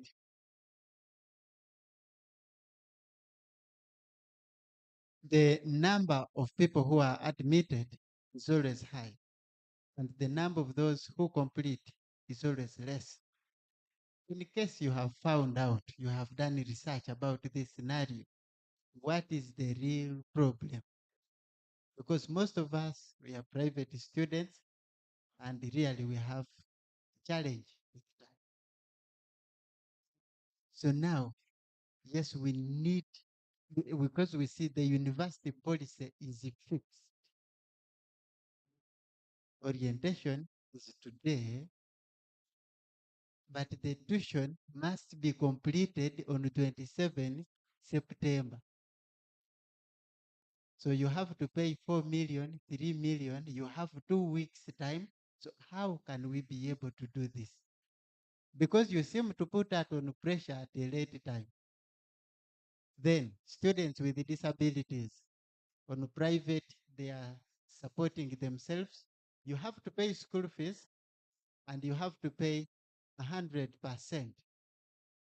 But this student needs a helper, needs a guide. And the guide is full time and also needs payment. So now for this person with disability, how will they be able to beat up with your deadline? For which support is there? Is there any flexibility in your program for students to continue and complete so that the completion rate can possibly increase? Thank you very much. Thank you so much. Professor, you're going to supplement. all the questions. I don't anticipate any other question, and I want to handle it immediately before I forget, because it was length. Why don't you? Huh? The first thing was the issue of tuition, isn't it? I don't want to take you there, but how much do you pay for your kids in the nursery?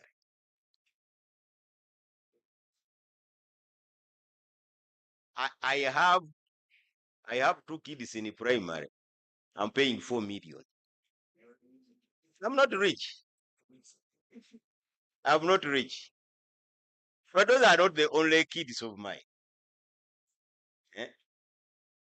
This is one of the cheapest universities in the country. So if you cannot afford tuition in Kyambogo, will you afford tuition in KIU? Will you afford tuition in UCU? Because even if we say you pay at the end of the semester, still money will never be there. So what I urge you, as I ended with that note saying that please make this program a full-time activity. And therefore, as you took a decision that you are coming to study, you must have a plan. We shall be looking. I saw the directors talked a financial plan. And Madam has said they gave you a time, right from the time you applied, you knew you are going to pay. You have been admitted, you are supposed to pay. You have been given how many weeks again? Now, what flexibility do you really need? Until maybe when they say universal university education, universal university education, because we have universal primary education, universal secondary education. Now, should we go to universal university education? It is not possible. Okay, that's one.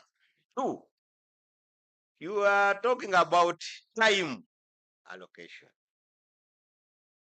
Still, my last part, I said you should manage your time.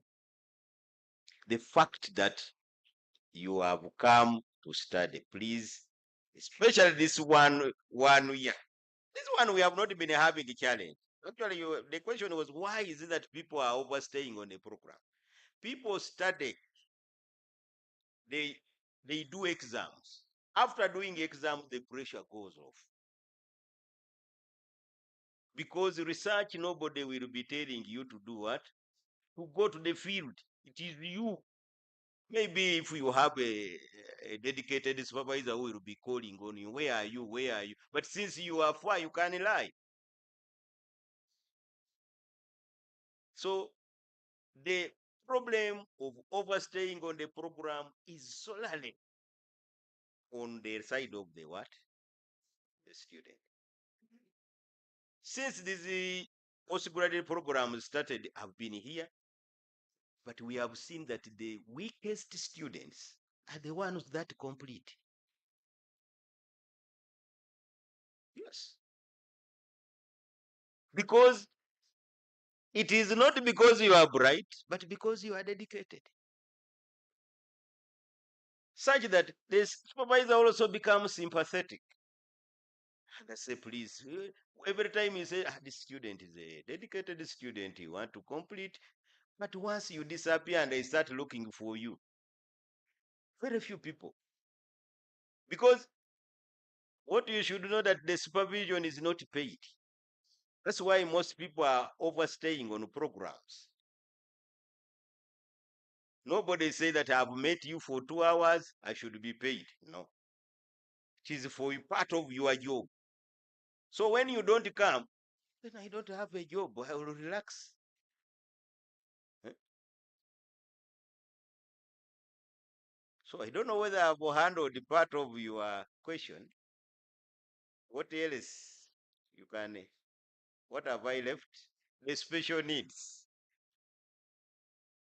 That is an area I cannot go because we have a full section that handles students with special what? Needs. And they are supposed to make provisions for all those aspects. But because maybe you are saying you're a private student, I don't know how what do they call that place which they were establishing? The disability center. I think those are the people that should help you. And in terms of funding, you people, you have a lot of support. NUDIP is there, and there are also other international what?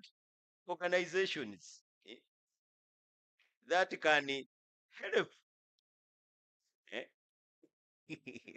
But yeah, it's personal. Okay.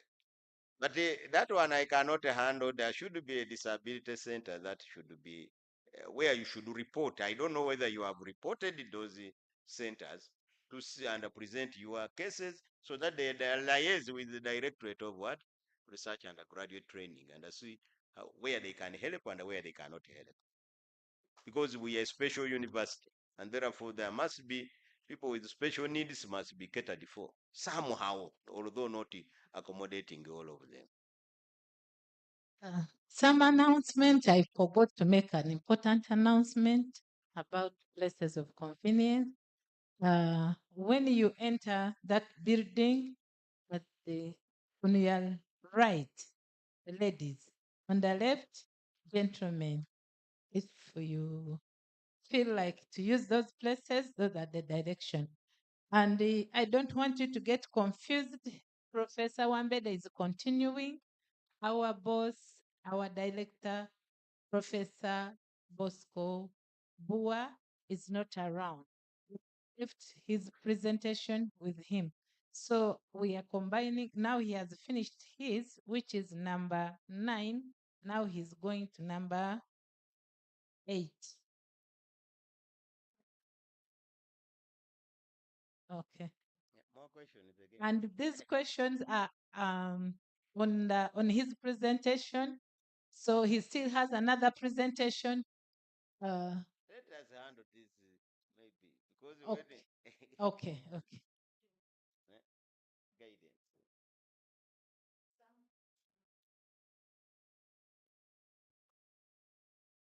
guidance. You notice that he's continuing with the presentation, but he has presented some challenges and he's going also to present on how to finish in time.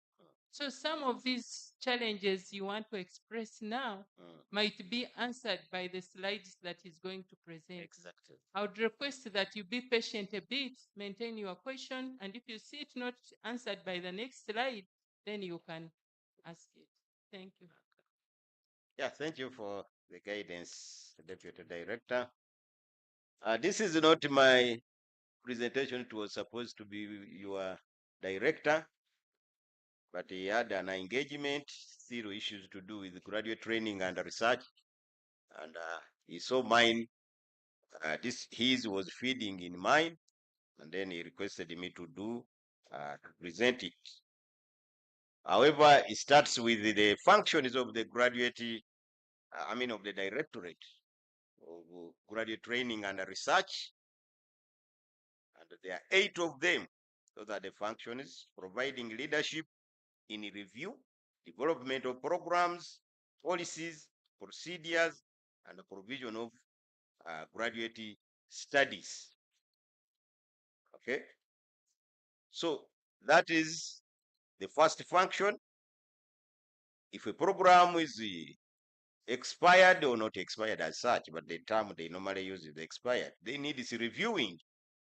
It is the graduate training, the directorate which facilitates, not facilitating, but will be monitoring as we shall see. So provide oversight in the implementation, management, and administration of relevant procedures and regulations for graduate students. Just as we said, you just disappear. You have not informed the university. You have a challenge.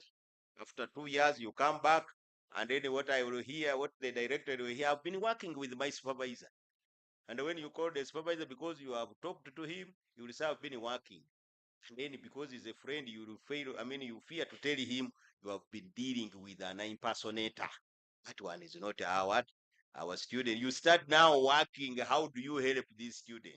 So, but in most cases, it is the directorate which is supposed to look at the implementation of those relevant procedures, regulations for graduate students, enforce the regulations and the monitoring, adhering of graduate studies regulation. Did you follow the regulations? Did you apply? Were you admitted? Did you enroll? Did you register? Did you do what you are supposed to do to qualify? Graduate. It is the directorate of graduate training and research. Coordinate admission of students. That's why you are here. advise the student, if you have a challenge, come to the graduate what? And to the directorate for technical, of course, even helping departments. We have seen many heads of departments coming for guidance, and that is what a directorate of research and graduate training is supposed to do in terms of admissions. Of course, the department sets the required criteria for admissions, then the directorate must moderate it, whether it is within the guidelines. Because just as I was talking the other time to Faculty of Arts, you must be well versed with the National Council for Higher Education postgraduate training guidelines. It has not stopped there. We have the Inter-University Council of East Africa, harmonization of graduate training guidelines. The aim is to promote mobility of graduates in terms of employment. So just as we have the local and national, we have also, of course, the graduate training guideline of Kyambogo University. But we also look at what does the East African Inter-University Council of East Africa recommend? What does the National Council for Higher Education recommend? Then we develop ours. But you need to have all those documents. Okay. So you should the directorate plan and facilitate graduate programs with the necessary resources. This one, maybe Madam Jacinta, what resources do you provide? But we shall see that later. Conduct orientation sessions for new graduate students. Madam Jacinta, just as I started by thanking you, this was not easy. One time I presented it in Senate. Then the one of the top administrators said, graduate students don't need to be what? To have orientation. Orientation is for what? Because we wanted also to be given something in terms of the finances which they used for orientation of what? They refused. And of course, I was a solo one.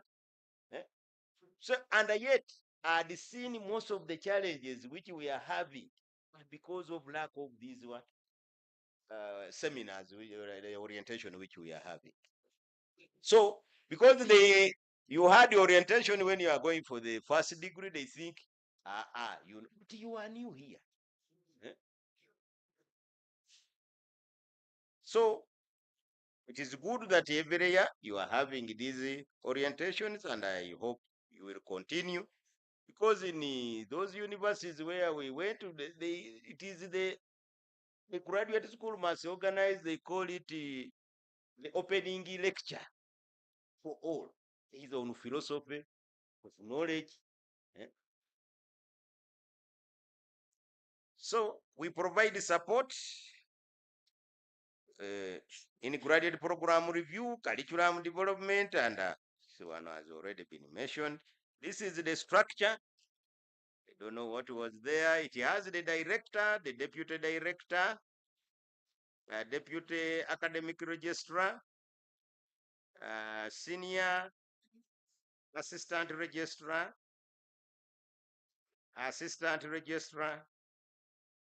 administrative assistant, secretary, research assistant, data entrant, and office attendant. That is the staff.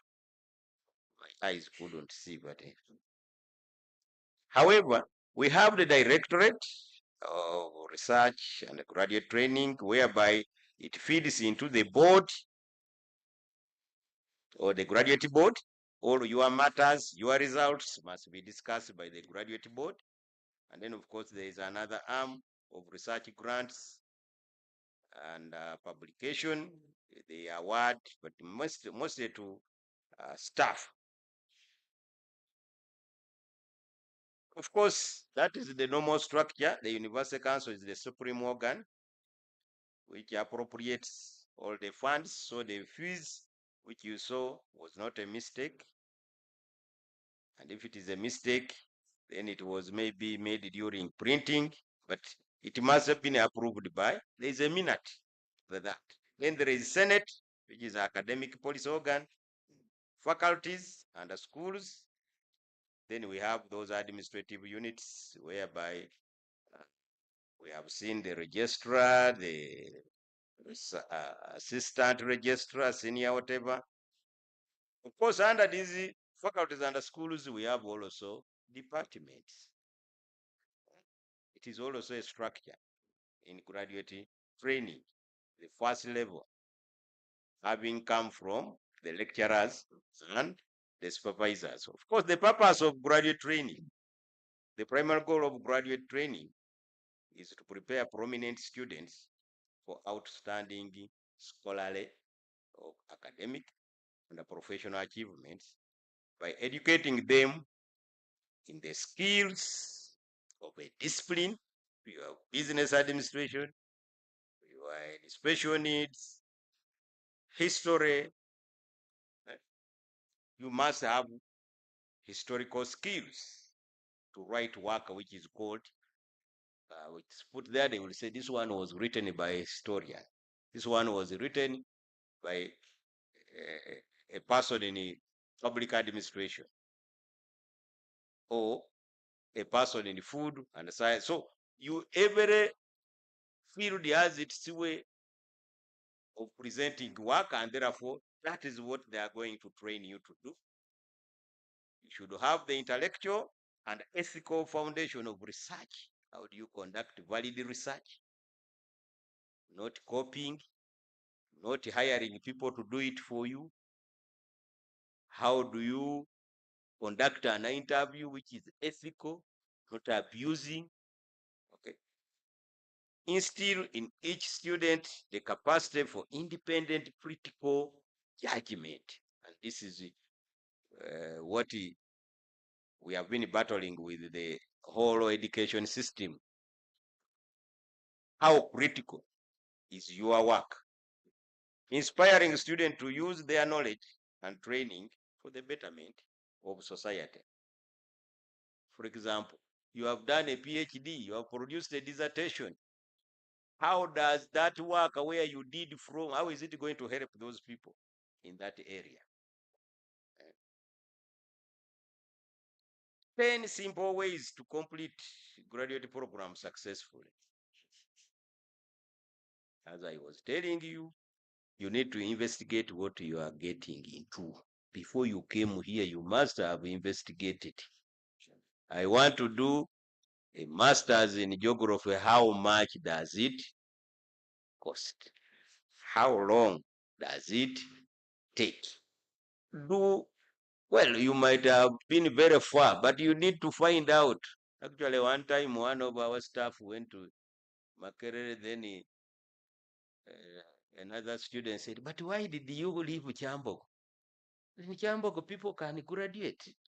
What about, you have come here? So that is the investigation you should do. Don't come.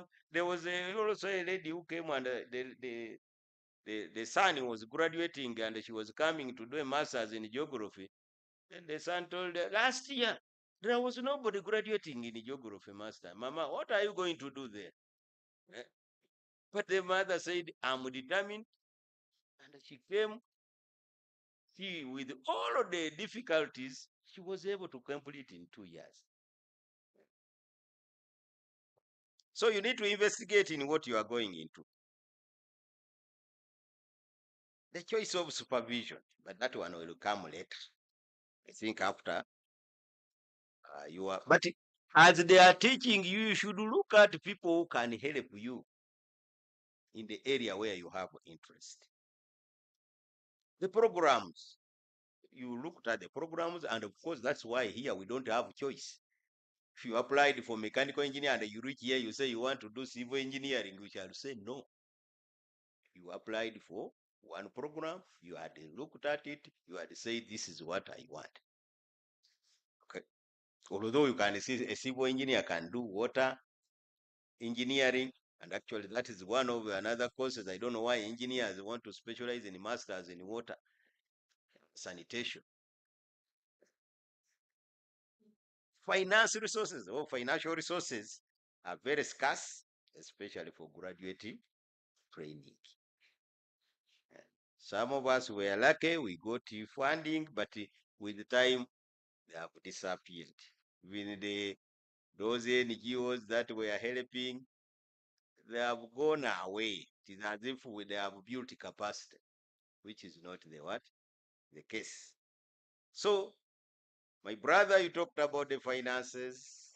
We are saying you must have carried out investigation and you must have established that, yeah, at least with this one. But nevertheless, I always tell people that opportunities don't wait those who are not ready. And when you start on a program, you never know. The moment you got that admission, you can get somewhere. Madivani will soon advertise for funding for masters what? Students. But if you don't have it, then what will you show? So the first capital is the admission letter. Other issues on concerning finances, they will come. You can, just as we said, pay little 200, 200, 200 until you will finish. Then you can get someone who will say, hey, let me help you. Okay? So it is better to start on something rather than waiting to accumulate money so that you will be running the program. But we do understand. We have been flexible, but there is a time when the flexibility is abused. Okay. Master the administrative procedures from the start to the end. That is why you are here. Okay. Well, just as we said, enroll, pay, register. Then go to the lecture, study, do coursework, do presentations.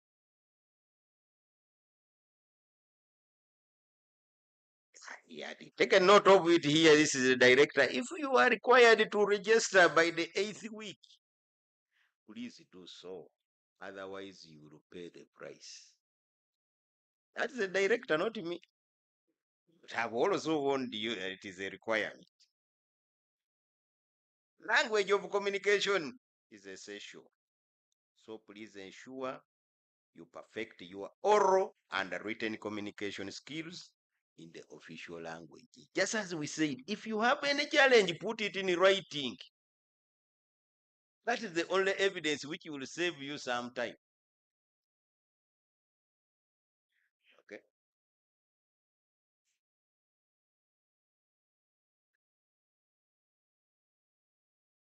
Learn how to write. Of course, that links up. Economic and logistical limitations are critical for selecting the study subjects. Time is money. Stay focused and solve personal commitments. Transport is a challenge in terms of time and money. Housing, family issues, all those things require time and money. So try to apportion your time well. I know we shall see in front there where they talk of, if you see that you are really overstressed, rest. You rest.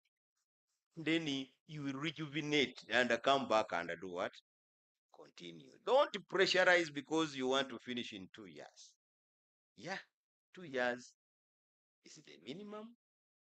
But you can see, you can ask for extension, you can ask for a dead year. So we don't want people to run mad. Because Utabika is already full.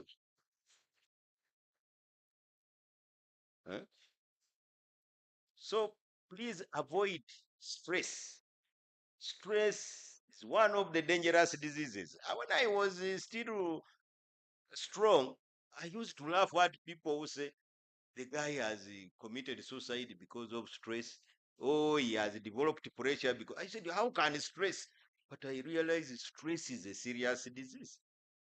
When you are stressed, you lose appetite. You don't eat. You don't sleep. Please avoid that. And it is becoming common. It's why you see people demonstrating naked. Why do you? Is that the only way? Or what? We shall see. Learn how to manage time, financial resources, people as part of your training. The training which you are going to get here should be able to enable you, should enable you to learn to manage people, not only people, your time, not only your time, including your what? Your money. Make the best out of the course you have at hand. There is no bad course, there is no good course. Once you have decided to do this course, do it. If you finish it, you can go and start another course, but you have done this one. Give your own skills and potentials the right dimension. Be proactive, creative, collaborative, and self-taught. Because masters actually is self-taught to a large extent. So you should learn to teach yourself and be able to share. We had students, but that was in A level, who had Colin and Abaco in geography. He could only read it when he's under the blanket. Doesn't want another person to see. He ended up failing.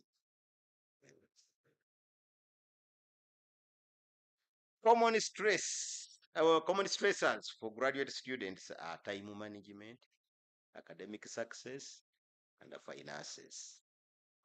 So what is in time management? This one has been repeated. Plan your day well in advance. Set aside more time than you think you will need to complete assignments. By the way, this is, I don't know, but I can see most of you, you are also becoming old. But when you become old, every time you keep on postponing until you end up not doing what you want to do, and you are caught up by what? By time. I was outside there, but even the people whom we were in class ended up branding us as being favored. Yet they didn't know that for us, we had a target we had to complete and do what? And go away. Even the one who said that supposing I write a page each day, I finish. But he had been on a master's for 5 years. He's a lecturer somewhere. He has carried his family. They are there. He's playing games on the computer all the time. Now, for us who knew we have to go away, they said, you foreigners, you are given a road toll. You just sail. So, even you people, you will say, so and so is favored. So and so is not favored. But I will favor someone because I see he's committed, as I said. You see that this person is really weak, but he's investing in to make sure that the proposal becomes ready. Because at times someone comes with the proposal, you say, you have not read. You have not read. Actually, there's a staff who almost busted to me, say that he tells me, I have not read, I have not read. What does he mean? Because I'm seeing what I corrected, what I told. Of course, when we corrected most of that work, we use the questions.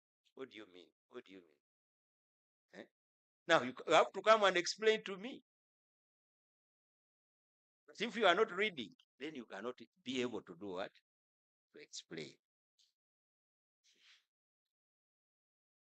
So start early on the assignment. Just as you come here, you should start thinking of what you are going to do, your research, so that you are able to complete in time. Leave time for the unexpected. So do what is available and remain with time, because if you keep on piling, you might not be able to complete. Schedule time for personal life, including leisure time, as I said. Time with friends, family, etc. Play with your kids. If things are not coming academically, don't become emotional. Harass anybody in the home. Come Leave it. Eh? Actually, especially PhD, you can reach a level and you get stuck. But as you are resting, you see something clicking, coming. You have to leave, switch on light and go and do what? And write that thing before it goes away.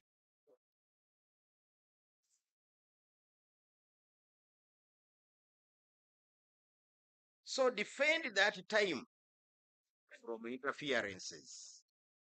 Treat it just as important as if it were a meeting with your supervisor. You will be better student if you take some time to do the things that rejuvenate you and help you let go of stress. Go to the beach. Eh? Forget about the books. Okay. Track your time in Excel. Those of you are computer literate, don't get stuck over managing your time. Be aware of it, but start doing it, not worrying. Don't get stuck over managing your time. Okay, I am repeating. Finances. Members raise the issue of finances, plan and follow realistic budget. My brother, what is your budget?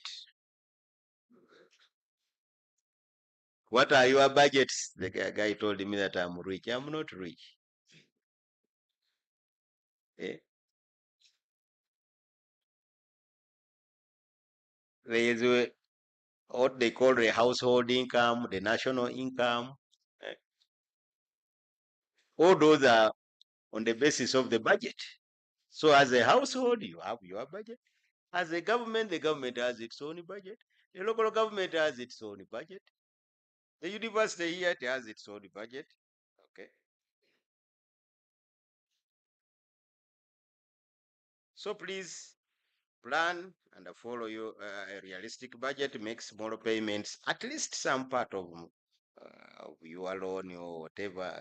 Pay it. By the way, that is another challenge. Most of you have given the ATM card to money lenders and things are not working out. Even me, the guy said, I said, I'm going to pay 4 million. I'm going to look for 2 million from a money lender. So I'm not rich. So you can also see how you can manage the financial. Look for opportunities that salvage your financial burden. And then always have a target score, because it is more important to learn something than to expect 100% when you don't deserve it. So just as you are here, some of you are going to say, what are we learning? All these things which they are teaching us, they taught us at undergraduate. My friend, no. That you are going to learn something. The mere fact that you left where you are and you came here, that route between your home up to here is learning. Eh? You have learned. Take assignments at a time so as to be thorough. Then take the next one and so on. Don't get caught up looking at the pile. You are going to get all the books there put on the table. Let's start reading, and those books might end up making you stressed. Learn to be successful in your studies. Do you need to find time for myself to rest and other extra? That one I've mentioned about. Please get rid of bad habits. I don't want to mention them here, but you should know what are bad habits are. We have had here very intelligent people who scored first class. They went for masters, never completed because of most of the time they were in staff quarters taking marwa. Waraji. Okay. So get rid of those bad habits. Taking marwa is not bad. But as long as you regulate it in terms of time and resources, be clear of what you want. Set yourself goals. Create good habits. Just as you get rid of bad habits, create good ones. Persevere. You must suffer. Don't be selfish. Share what you have. I've studied with people when they could find a chapter, a good book, they pick it from where it is supposed to be and relocate it, such that he is the only one who knows where it is, and comes and read it. There are those even who pluck out the whole chapter. He should be the only one to have that knowledge. So that's the worst level of selfishness. But some of them are successful. I want. Improve your emotional intelligence. Just as you might be intelligent, if you are not emotionally intelligent, then it becomes a problem. Observe how you react to people. Just as we said, that people, when they are in class, you don't want to enter, you better wait, talk to him, the challenges which you are having, so that they can even say, yeah, you can now be coming at any time, I have understood. Do self-evaluation. Look at your work environment. Okay. Observe how you react to stressful conditions. Take responsibility for your actions. Examine how your actions will affect others. There are people who just talk anyhow, not knowing that it can affect what? Others. Of course, that means you are not emotionally what? Intelligent. How to have a productive mindset? Curiosity. Yield the what? Right. Desire. You should admire. If you are saying that I'm rich, then admire me. You will be there. I'm soon retiring. So you need to come and replace us. Have a vision. Should be just like the VC or whatever. Critical thinking, we mentioned about. Self-confidence, persistence, we have mentioned it. Positive attitudes, open-mindedness, and balancing. That is what the director had planned for you, and therefore he thanks you.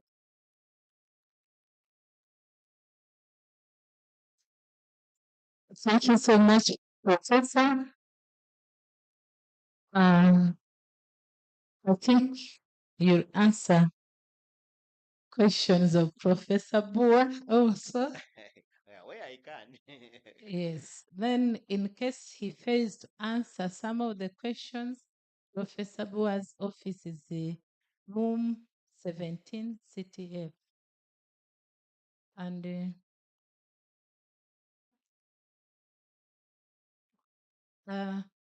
registration, please.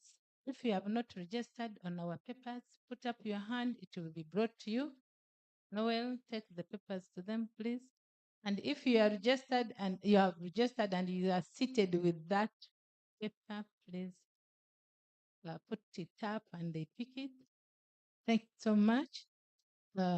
Questions now, so that we bring in the ICT. We want to complete very quickly. And people might be asking, what the T? It is the program. We are also waiting. It will come. Thank you. So questions?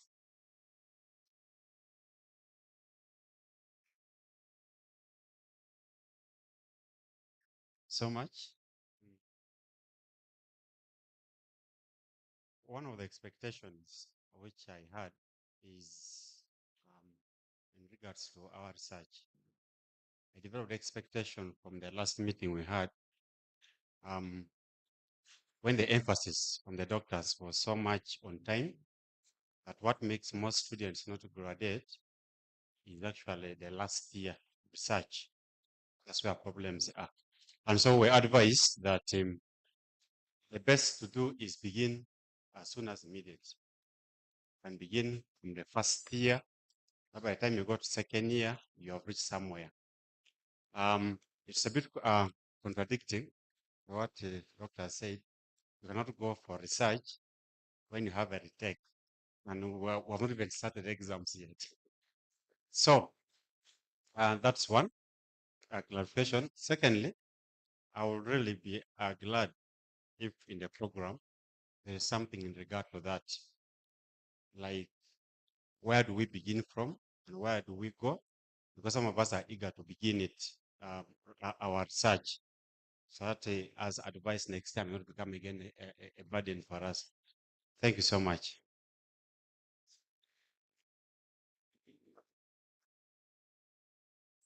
Professor, I don't know whether you want to answer immediately or you want to note down. I don't have anywhere to note. But for not doing research before, for what? When you have a retake, you don't go to the field, but you write your proposal, you move on, but you don't go to collect the data when you have a retake. I think that's what he meant. Yeah, thank you.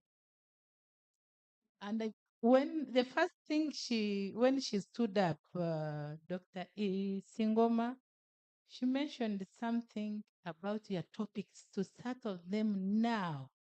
Start thinking about. I remember she said it very well. Start on it. Start consulting your lecturers, even if that is not your supervisor, even if in the future is not given to you, but everybody is willing to help you formulate your topics and move on. So, but you can continue. Another question? Oh, they are over? Okay. Thank you so much. My name is Rogers Kamkama, Master of Arts in Swahili. So thank you so much for your presentation. In your presentation, you talked about the investigation, whereby most of us, we investigated before coming here. But still, I'm talking about tuition, because according to the advert, the amount of tuition which is in advert is not corresponding with the amount which is on the portals. So I have tried to make some research. I have observed, for example, Swahili and geography. Then in your presentation, talked about registration, and you said about that issue of tuition that it is being handled, and the registration is stopping on 27th, and up to now the issue hasn't been handled. You don't know the exact amount that we shall pay because it is under handling. Then doctor also said that maybe there were some mistakes in the advert. And for us, whenever we make mistakes, we always pay for those mistakes. So since the university also made the mistake. Excuse me, I'll cut you short. Let's not discuss money issues here. That is administrative. We don't want to handle it here. Thank you very much. You will contact your deans. Your deans are administrators. Contact them, and we are aware of that. You'll be communicated to. Let's not bring it up. This is the fourth person talking about money. Let's not talk about money. Let's talk mainly about your academics. They are also important. Money issues, the mistakes, let's leave it to the administrators. Yes, ma'am. So much, though you are already putting a bridge where it to be. But nevertheless, it is my humble request, where there's money, there's service. And basing on my experience, we always encourage to pay early. But on several occasions, we receive services very late. An example, I got when I was for my undergraduate here. I paid for the school ID, but I got it in the last semester when I was going. So I feel, how best are you going to help us? Like now, when we are for this graduate, we need these IDs. Now we have a lot of threats of bombs and all that. They are checking people. You are moving out. You must have a document of the university, which will really show that you are from Kyambogo. So It is just my humble request, as we are encouraging these payments and all that, we also speed up certain processes that can put our safe account. Thank you.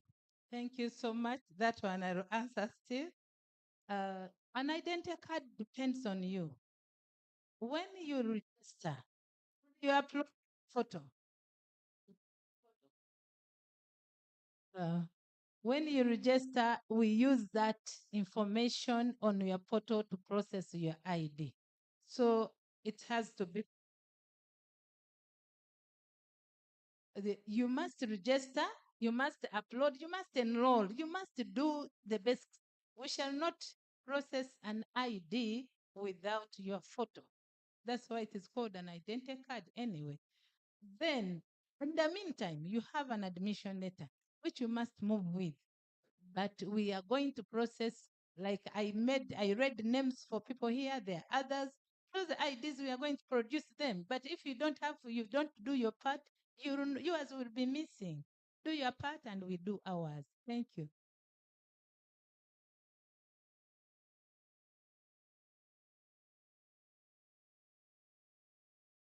Good morning, colleagues.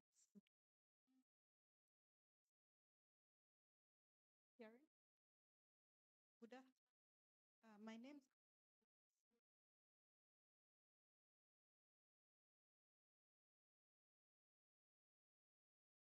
Good afternoon. My name is Amasendi Crispina, a GMed student. My question is, Professor, you spoke of opportunities, scholarship opportunities, funding opportunities in this university. Maybe you can enlighten us more about that. Then my colleagues are asking what loan opportunities are there in the university, student loan opportunities.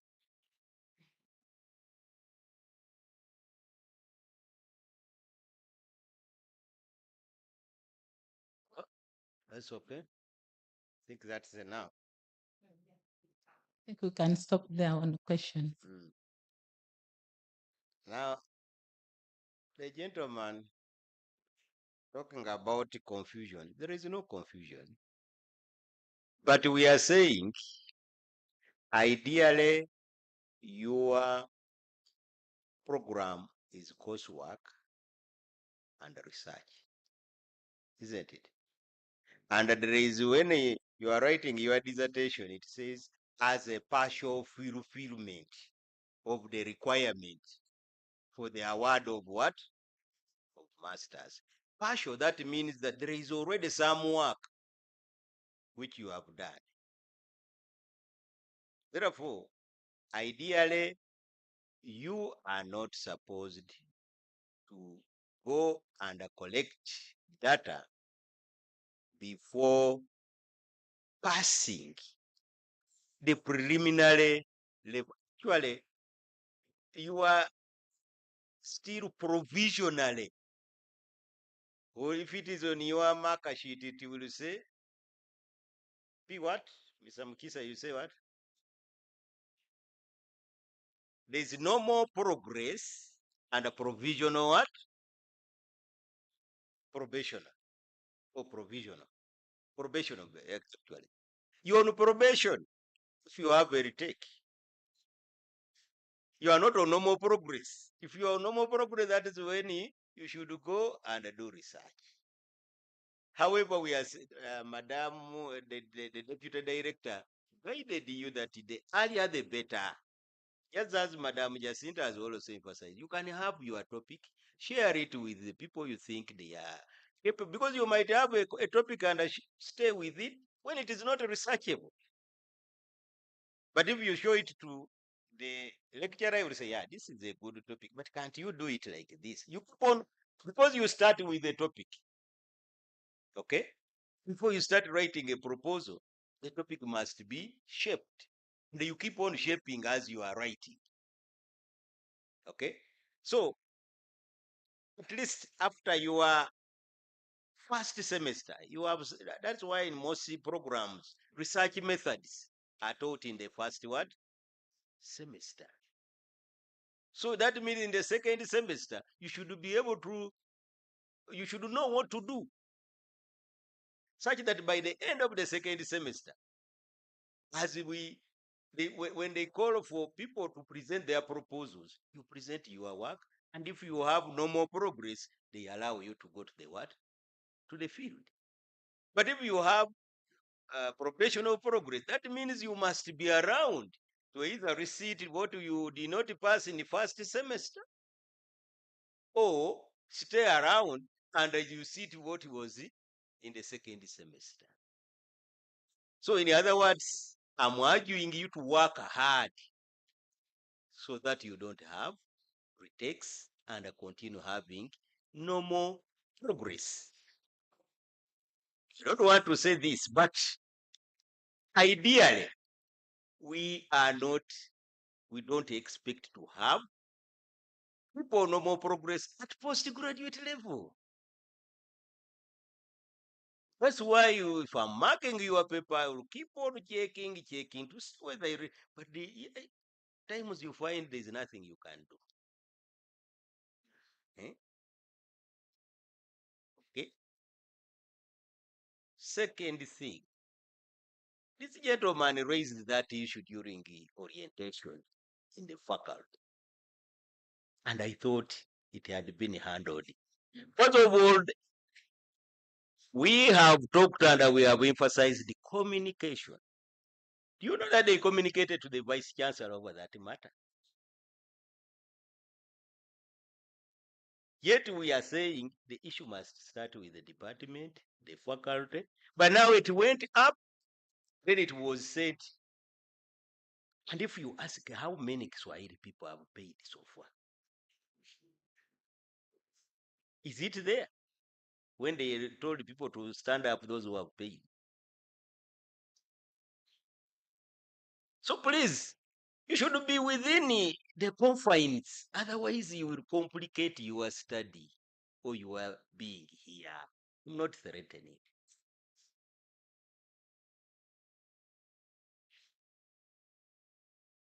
Communication is very important. It is a pioneer program, but I think graduate research and graduate training. But I think members, we should. Why is it that we have not handled it expeditiously? What is on the program document of Kiswahili? It is being handled. It was presented in the last graduate board. It is being handled. Okay.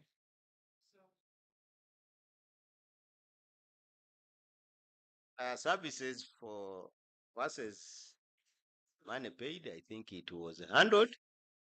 I hope they have restructured Madam Jacinta. That issue has been a thorny one. And the deputy director, when I was in the graduate school, that was one of the issues students studied and completed without getting identity cards. And I hope it has been addressed now that everything is automated. Because just as my fear is that automation is still in the hands of the people who let us down. That is ICT. They were the ones that were supposed to produce the identity cards. I sweated, got annoyed, but I had nothing to do. So I hope just as people have paid whatever they have paid for, it should be given.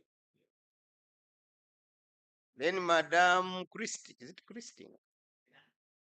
Talked about funding opportunity. Yes, we have some small grant which normally staff apply, compete and win from the university. One of the requirements is that you must have a master's student, you pay for his tuition and research. This is where I said, I had a master's student, I paid for tuition, I gave him money to go to the field, he abandoned the data in the field and went away. I had got an assistant and another assistant. He instead left those two working for him. He left. And this is what I'm saying. It is not one or two. It has almost covered the whole universe. And there's a proposal that people must be allowed to conduct research without students. So that is a small thing which is in the university, but it has not. So with loans, I think that one, we don't have the capacity in the university to fund research. But as I said, your first capital is the admission letter, and you will study. I know. Once you are here, you will study.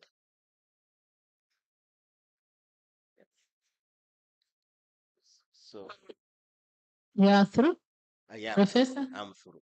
Okay, let's give Professor a hand clap. Thank you so much. But I'm seeing worried faces, but it is possible. Those percentages you saw there, they are human beings like you. You'll make it. 2 years, you'll make it. It is possible. Give it time. That's why he was emphasizing time. Live, but there are some friends you don't need now. You need academic friends right now. You need your family, yes, for support, but with friends, you need academic friends. You remove. Be a friend to your supervisor. Keep on going to him, as he said. When he see you're committed, you'll put your work there. He'll make sure he'll not sleep without looking through it, because he knows the following day you'll come and hey, I want a feedback. But with that one who throw the book there and it goes for a whole month and without coming, even the supervisor will throw it there and you'll forget. So be there, you'll make it. People have graduated within the 2 years. I have seen it happen. So you'll make it. Don't feel scared. Just give it all you have. But as he said, manage your stress. Don't again say, I must graduate, and you collapse. No. You must finish and you'll make it and you are capable. Thank you. ICT, I don't know. ICT, kindly come and take us through what you have, and we must leave this place. Thank you. Let me add something on graduate completion. Somebody there mentioned about was worried about taking too long on campus. In most cases, why students don't complete on time is that after coursework, most students disappear. When they finish the 1 year or the 3 semesters, the last semester of research, they disappear. I'm referring to undergraduate, to master's students particularly.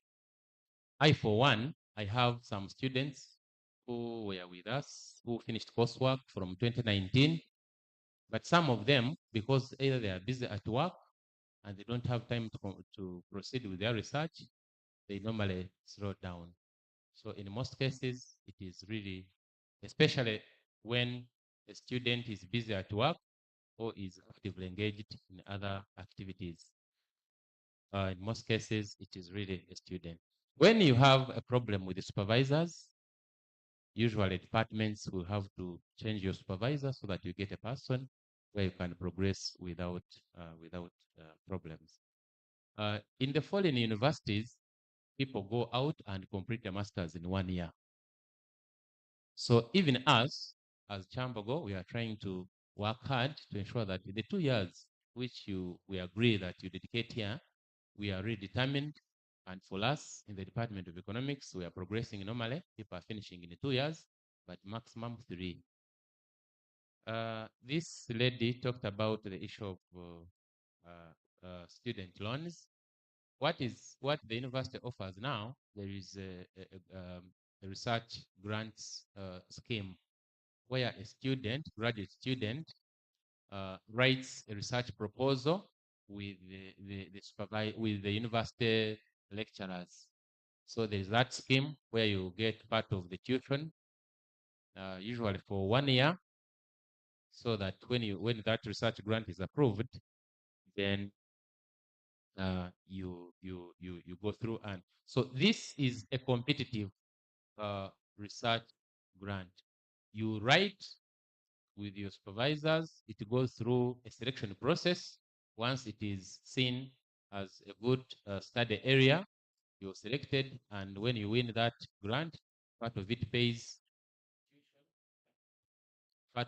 your tuition, then the rest goes for data collection and other activities. So that is concerning maybe your student loan. Thank you. ICT, you are there, you are ready, you're most welcome. So we are waiting for your presentation. Thank you very much. Good afternoon, ladies and gentlemen. All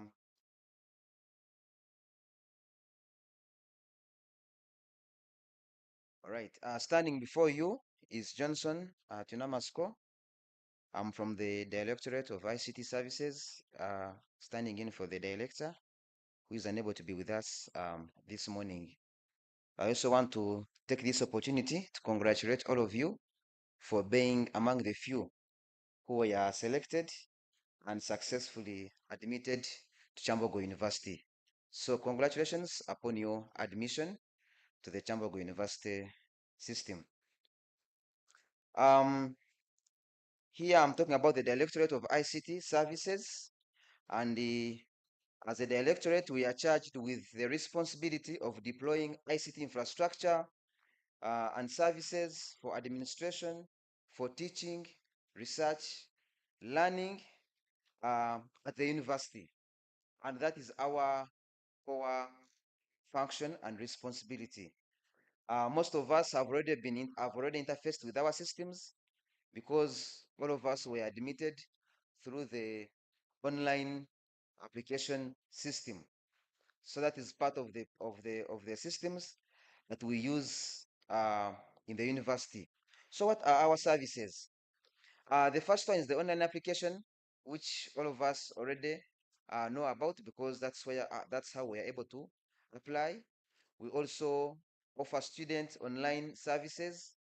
These include the student portal. These include the e-learning portals. Those of you will be having online lectures. We also have the learning management system, which is also under the online services.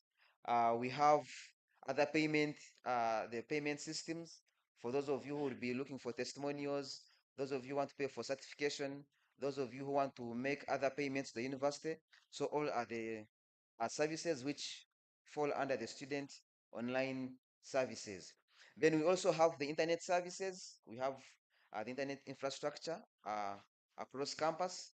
So we have Wi-Fi all over the university and a very good number of hotspots.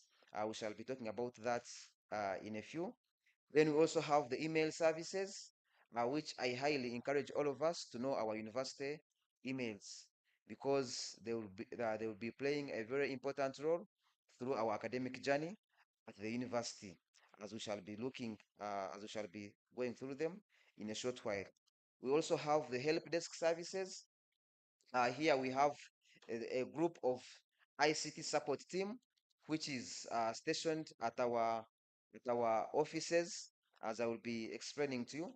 These ones are there to provide support to all of us. Where you find challenges, where you find problems, feel free to engage us, and we shall be able to support you accordingly on anything to deal with ICT systems.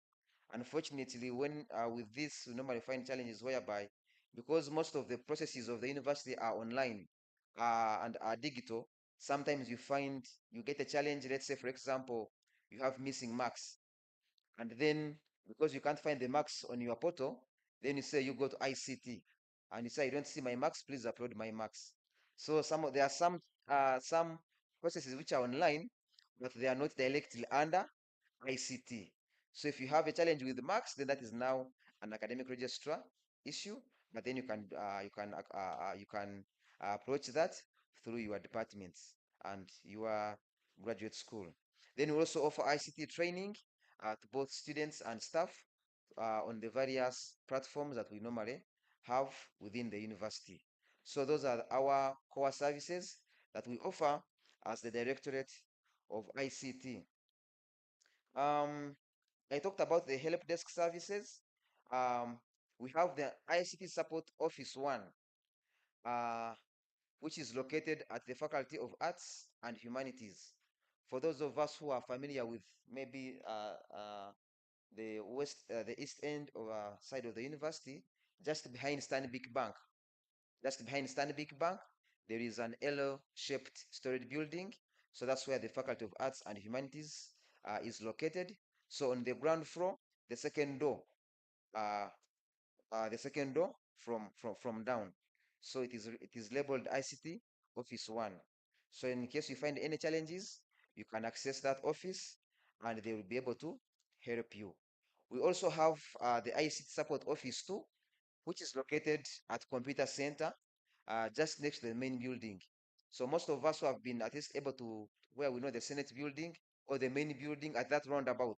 So on the left-hand side, there is also an L-shaped building.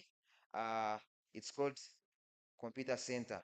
So when you approach that building, just on your left-hand side, you will see ICT Office 2. You can always enter in and you'll find all the necessary support that you can require in terms of our ICT services.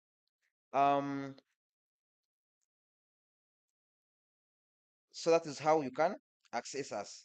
But still, as we are here, we are going to let you know the various services that you need to know within the course of your university journey. And it is important that for us to understand these processes. When you first join the university, or even before you join the university, you applied, and this was also done online. So you have been admitted to the university, and now you're going to start studying. Now, once you have been admitted, we create an account for you, what we refer to as the student portal. So this account has all the services that were going to be paramount throughout your academic journey. And among the services is that when you join the university, you enroll. That is the first step for you to enroll after accessing your account. So through the account, you're able to enroll, whereby you're informing the university that you have reported to study. Once you have enrolled, the university will now bill you and say, since you have now told us that you're coming for this semester, this is how much you're supposed to pay. So the university gives you an invoice. It will also be displayed on your student portal. Now, once you have enrolled, then you're supposed to make, once the university has billed you, you're now supposed to make payments. And how do I do that? So you generate a reference number, which you will use to go to any bank. By bank, I mean commercial banks, not circles. So I mean commercial bank. So any bank that you go to, you'll be able to make a payment wherever you are. Doesn't matter it doesn't matter where you are across the country. And when you're outside the country, then you can use electronic payments, and still the money will be received. All our payments go to URA. So our systems have been integrated with the URA system, whereby we generate the reference number, and it is that reference number that you will use to make the payment. So once we get there, we shall see how you generate the reference number. And then once you have finished making now all the payments, you will now be required to register. Okay? So once you've made the payment, because registration is upon clearing 100% of the tuition fees. So you must clear 100%. They might have told you about something called the surcharge. So it means once you've come to register, after 8 weeks, you will be charged what they call a surcharge, or in simple terms, it can be like a fine for delaying to register, and that surcharge is 50,000 shillings. So meaning, if you have not yet registered after the 8 weeks, then automatically you don't need to ask anyone. Just know that whichever amount you're supposed to pay, you add there the 50,000 shillings. So once you have finished registering, Now you are done with the semester, with the process, and you're supposed to generate an examination card or a registration permit that will show that you have registered, and you'll use that when you are doing your examinations. So that is the cycle within the semester. And all these processes, you're doing them on your own. Okay? It is this first semester when you've just joined that you're required to do central registration, whereby you're supposed to register with the library, register with the hall, you do medical examination, you register with your faculty, and then you take your documents for verification, and you registered, and you have your documents verified, and then you shall be registered centrally. Other semesters, everything will be done on your own through this system and through your student portal, as I have highlighted. So how do you access your student portal? Do we have any of us, just for understanding purposes, who haven't accessed our portal? Just by show of hands, just to, okay. We still have, I thought most of us maybe could have, but those of us who have not yet accessed, so we are going to go through that process. And this is now going to be a little bit practical. So I will request us to be a little bit attentive, and then we can go through it together. So these systems are online. So in other words, you can access them when you have the internet. So it means for me to access the student portal, you need to have an internet-enabled device. So it could be a smartphone, it could be a laptop, a computer, a tablet, an iPad, name it. It's just any device that can enable you to access the internet. Of course, it must be powered. And then you need to also have some data, okay? Or if you're on campus, then you can access Wi-Fi, as we shall see later on. So through that, if you have your internet-enabled device, then we access this account through what we call a web browser. A web browser is an application, a software that enables us to surf or access the internet. So if I can just change my system a little bit here to open this. So I've opened my web browser. So for me, on my computer here, I'm using Edge, Microsoft Edge. If you're using your laptop, you can use your Google Chrome, your Mozilla Firefox. Even the same applies to our mobile devices. So if you're using a mobile device, you can access your browser through Google Chrome, or you can go to if you're on iPhone, you can use your Safari, depending on which device you're using. Just any application that can enable you to surf the internet. Some of us can just go directly to Google. And our online portal is accessed through the, let me just, since most of us are familiar with Google, so let me just open, let me just open the Google Chrome browser. So our online portal is accessed through the URL or the address myportal.kyu.ac.ug. That is it is in small letters. So, but even if you put it in capital letters, the system will just automatically load it. So it is myportal.kyu.ac.ug. That is the address. But in case that one is very hard for us to memorize, just go to Google and put in Kyambogo portal. It can be Kyambogo portal or Kyambogo student portal, whichever. And you just search, it will just come in your search results at the top. Okay? So you can just, if the other one is very hard for you to memorize, just go to Google and search Kyambogo student portal. It will be the first on your search results, as indicated there on top.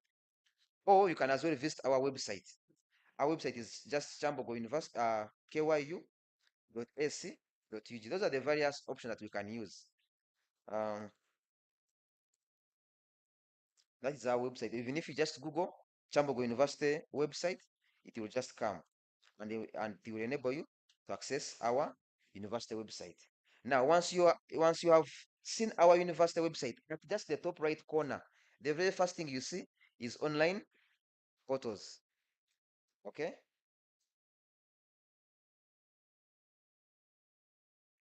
Just click on it and it will show you the various photos that we use, and the student photo is there. I hope we are together.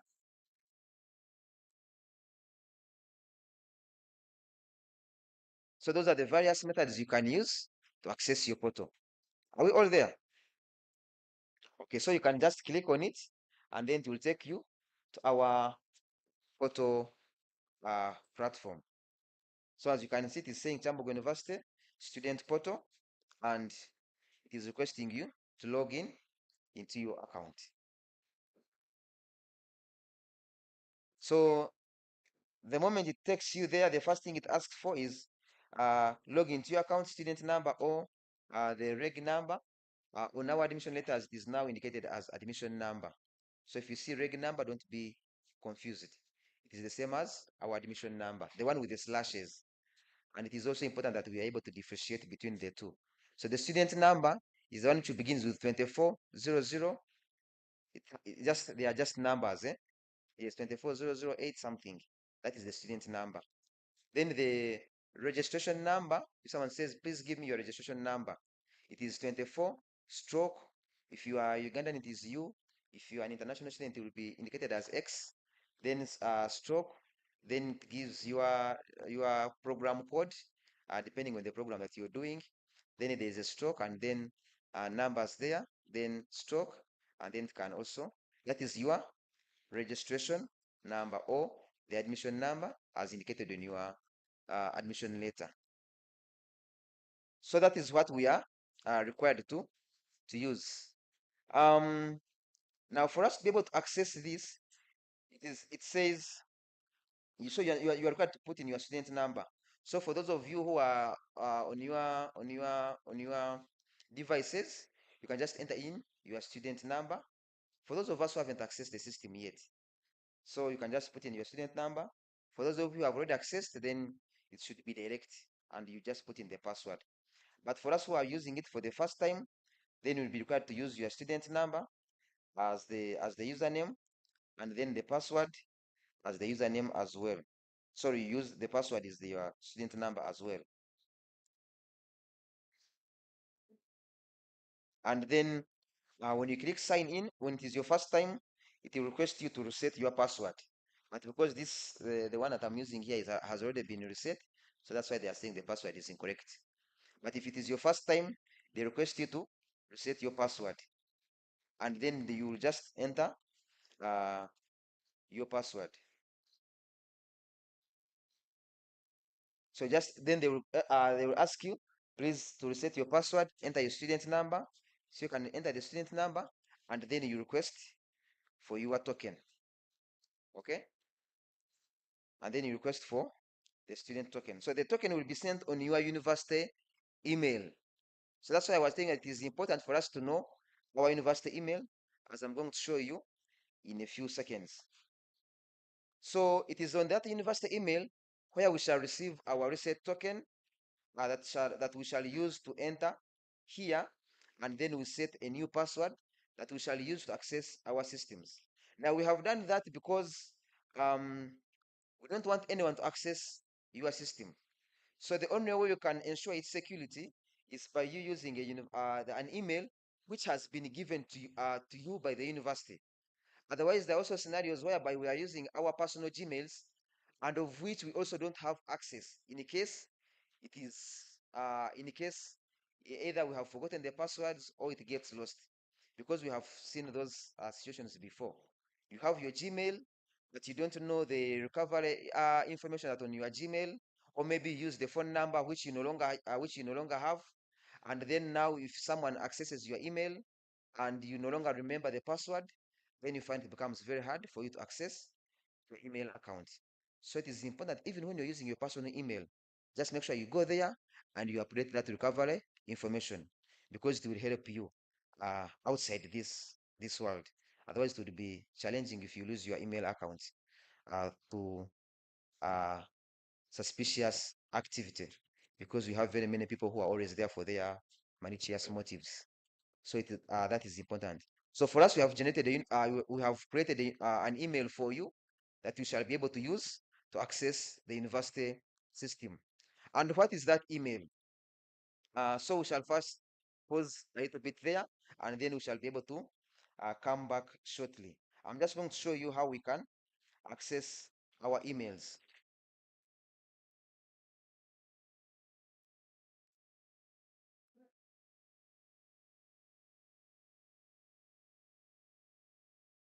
Okay, so our email, I'm not seeing. So our email go by the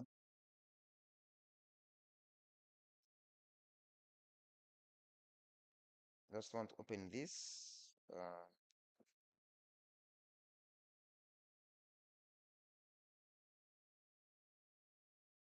Let's take back to my.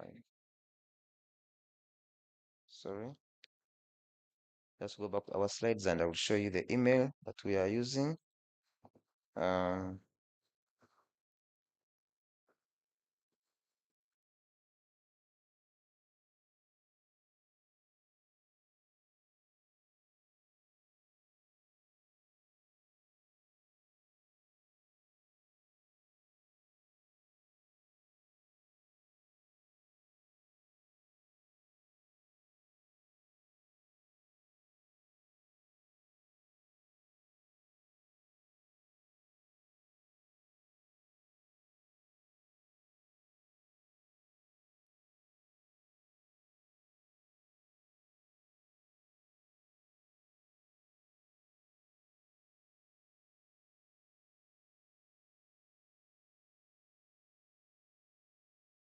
Okay, so our email go by the student number at std.kyu.ug. So on your admission letter, you have the student number, as I showed you earlier on. So you get your student number, and then you append at std.kyu.ac.ug. That is your student number. Okay. So that is your email. So for example, if my student number is if my student number, let's say, is 24008, let me just use that, at std.kyu.ac.ug. So that will be my email. Okay. Then the password to your email is your registration number, or what we called the admission number, as it is indicated on your admission letter.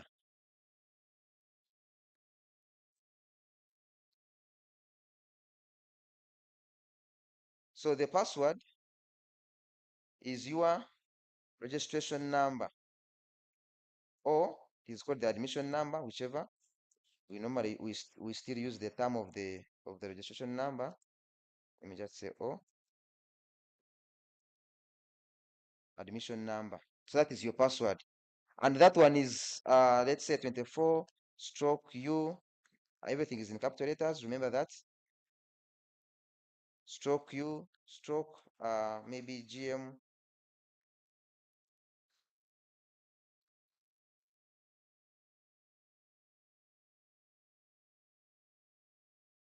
I'm just giving an example. Maybe that will be my admission number, so that will be my password. Don't copy that, because I'm just giving you the format. That will be the password. So for you to access the email, because our email system is based on the Google platform, so you can access it the same way you access your Gmail. So you can go as though you're signing in to Gmail, and then you enter in those details. Now, when you go there, don't go there to create the email. The email has already been created for you. All you are doing is activating the email. You're just signing in. Okay. So if you're using your mobile phone, you can just go to the Gmail application, and then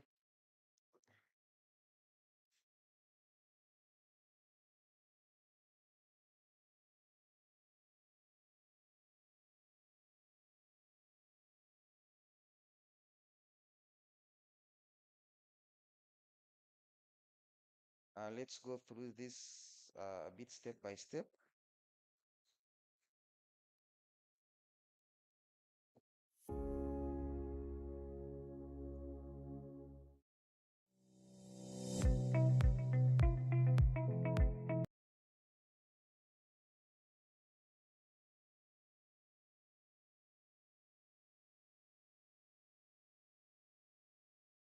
All right. Um, so for those of us who are using our mobile devices, because I know most of us, in most times, we are using our phones. So we are going to go through the steps using our mobile interface. But for those of us on a computer, it is direct. If you're in your browser, just go to Gmail and then enter the details as we indicated earlier on. So if you're on your mobile device, just go and access your Gmail application. You can locate it. If you don't have the application, please download it on the Google Play Store or on the App Store if you're using your iPhone. But if you just go to the Gmail app on your mobile device and then you open the application. So once you have accessed and opened the application, then you switch to the top right corner. The top right corner, there is normally an icon which is circular on the top right corner, and then it normally shows your account. So you just tap on it, and because most of us already maybe have our personal Gmails which are indicated there, so in that section of the top right corner, then you'll have a screen like that, and then they will just say add account on your device. Just say add account. If you have, or if you already have their Gmail, you can just say add account. If you didn't have their any email, then you could just tap sign in. Are we there? Are we together? Okay, good. So once you're there on add account, then they will bring you the next steps. Some of us, if you are using our phones, they might ask you for authentication. So if you're using a pattern or a screen lock, just put in your screen lock password. It might come up for those of us who are using the various screen lock mechanisms. Maybe another thing I need to highlight is that there are those of us who are free with our phones and you don't have any password. You'll be required to add one for purposes of accessing this. So if you're using a phone and you don't have there any screen lock, for you when you just slide, it just opens automatically. Then you will add one. Why? This is a security feature that is required on your device, because we assume or we know that this information that you're using, if you're using our university account or email, it is being used for official purposes. And we wouldn't want a situation whereby anyone can just use your phone and use your email to do their own malicious or for their own motives. So we require you to have your phone with a password or a screen lock, so that even if you lose your phone and anyone just accesses your phone, they can't just easily slide in and find the university email and send an email somewhere, or because it has the university domains and everything, people will think it's from a genuine source. Yet in actual sense, someone just using it for their own malicious attempts. So we request you to have your phone with a screen lock, so that it is secure, and it also shows us that our data will be secure as well. So once you have finished entering your authentication on your device, you select Google. So after selecting Google, now that's when they will ask you to enter, check the information, and look for any authentication mechanism. So just select Google. Don't say other. Select Google, and then they will ask you to sign in. So once they have asked you to sign in, then you enter in the details as I indicated earlier on. So here we shall enter our email. The format is what I indicated: the student number at std.kyu.sc.ug. So you enter in your email. So most of us, since we are in our first years, it is just our 240080 something, as indicated in your admission letter. Are we there? Are we together? Okay. So once you have finished entering your email, you just tap on proceed. On next, sorry. Just click on next to proceed. So you enter in your student number, then they will ask you to enter in your password. So like I said, your password is your admission number, or we call it the registration number. So that is the format, 24 stroke U stroke, the program that you're doing. So it is indicated on your admission letter. Are we together? Everything is in capital letters, okay? Passwords are normally case sensitive. So everything is in capital letters. The U, the program code, everything is in capital letters, just as it is indicated in your on your admission letter. There is a button for show password. In case you just want to, you can just click on it, just under that field where you're entering the data. Just be sure that whatever you have entered is the correct information. Are we there? I had a no. Seems we are still lagging behind.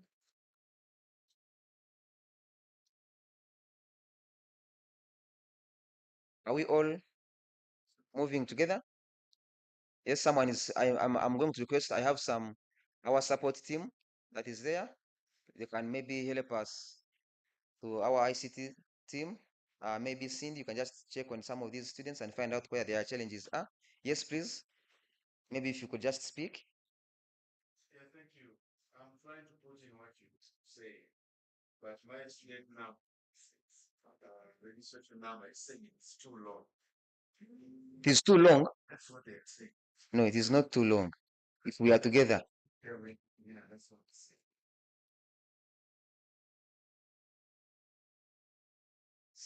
Someone can just check on them, and then we see.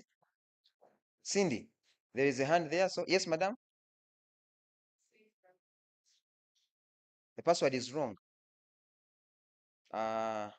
Okay, we shall look at that also in a bit. Yes.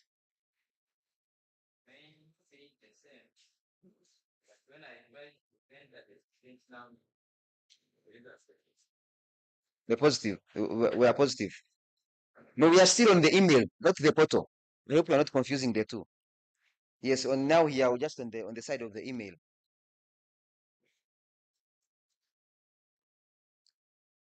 On the side of the email. So it said that it was wrong, then you entered the student number. No, on the email. On the email. No, here we are talking about the email. Accessing the email. Yes, we are talking about accessing the email.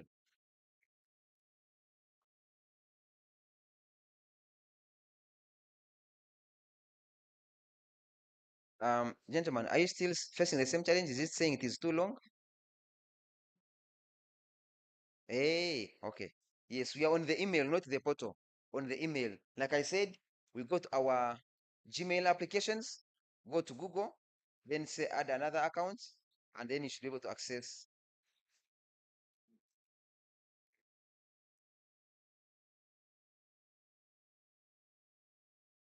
Are we all there?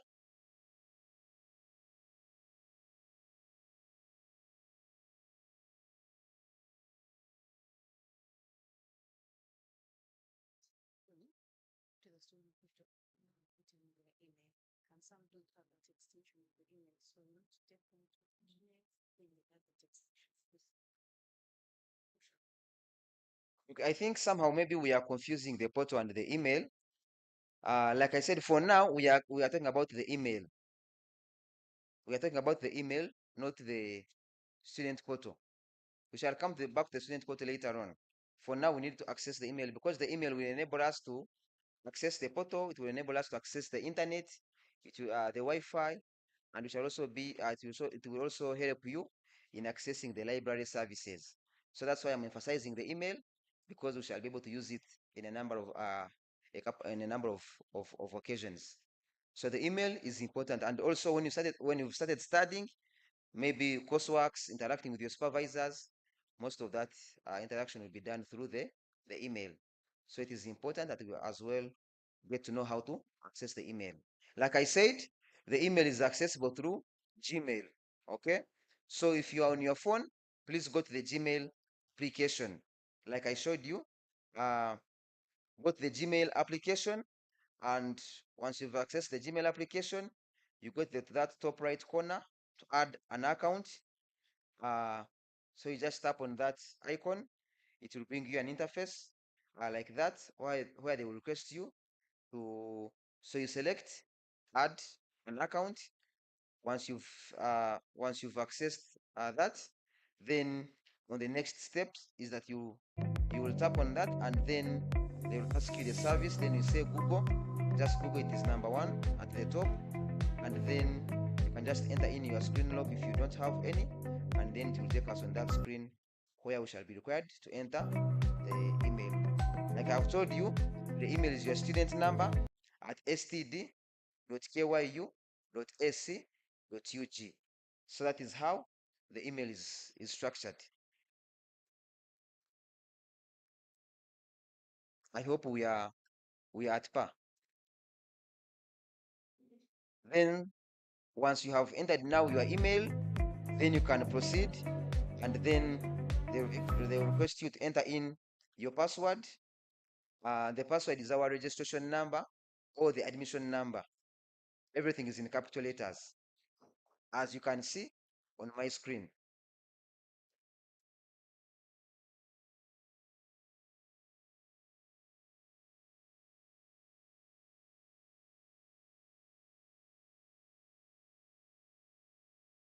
Any other challenge? Anyone still facing a challenge? I see there is a hand at the back.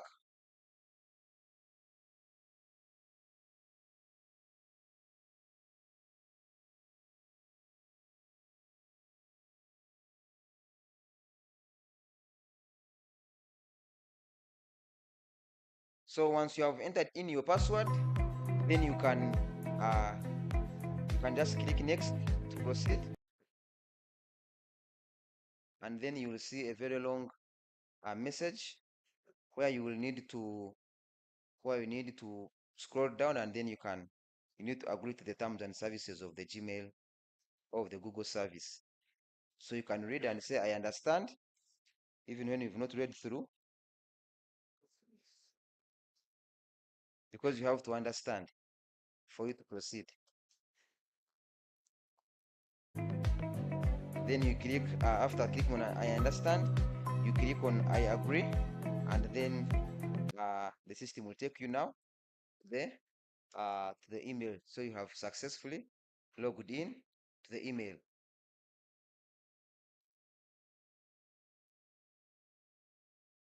Hello? Because of time, I would suggest that if in case your neighbor is ahead, you can give assistance to your neighbor. Then the other thing is, in case you're still stuck, you can always find us at the ICT offices, and we shall help you and give you hands-on. But the other option would be, I think all of us know how to add our Gmail accounts onto our devices on a smartphone, right?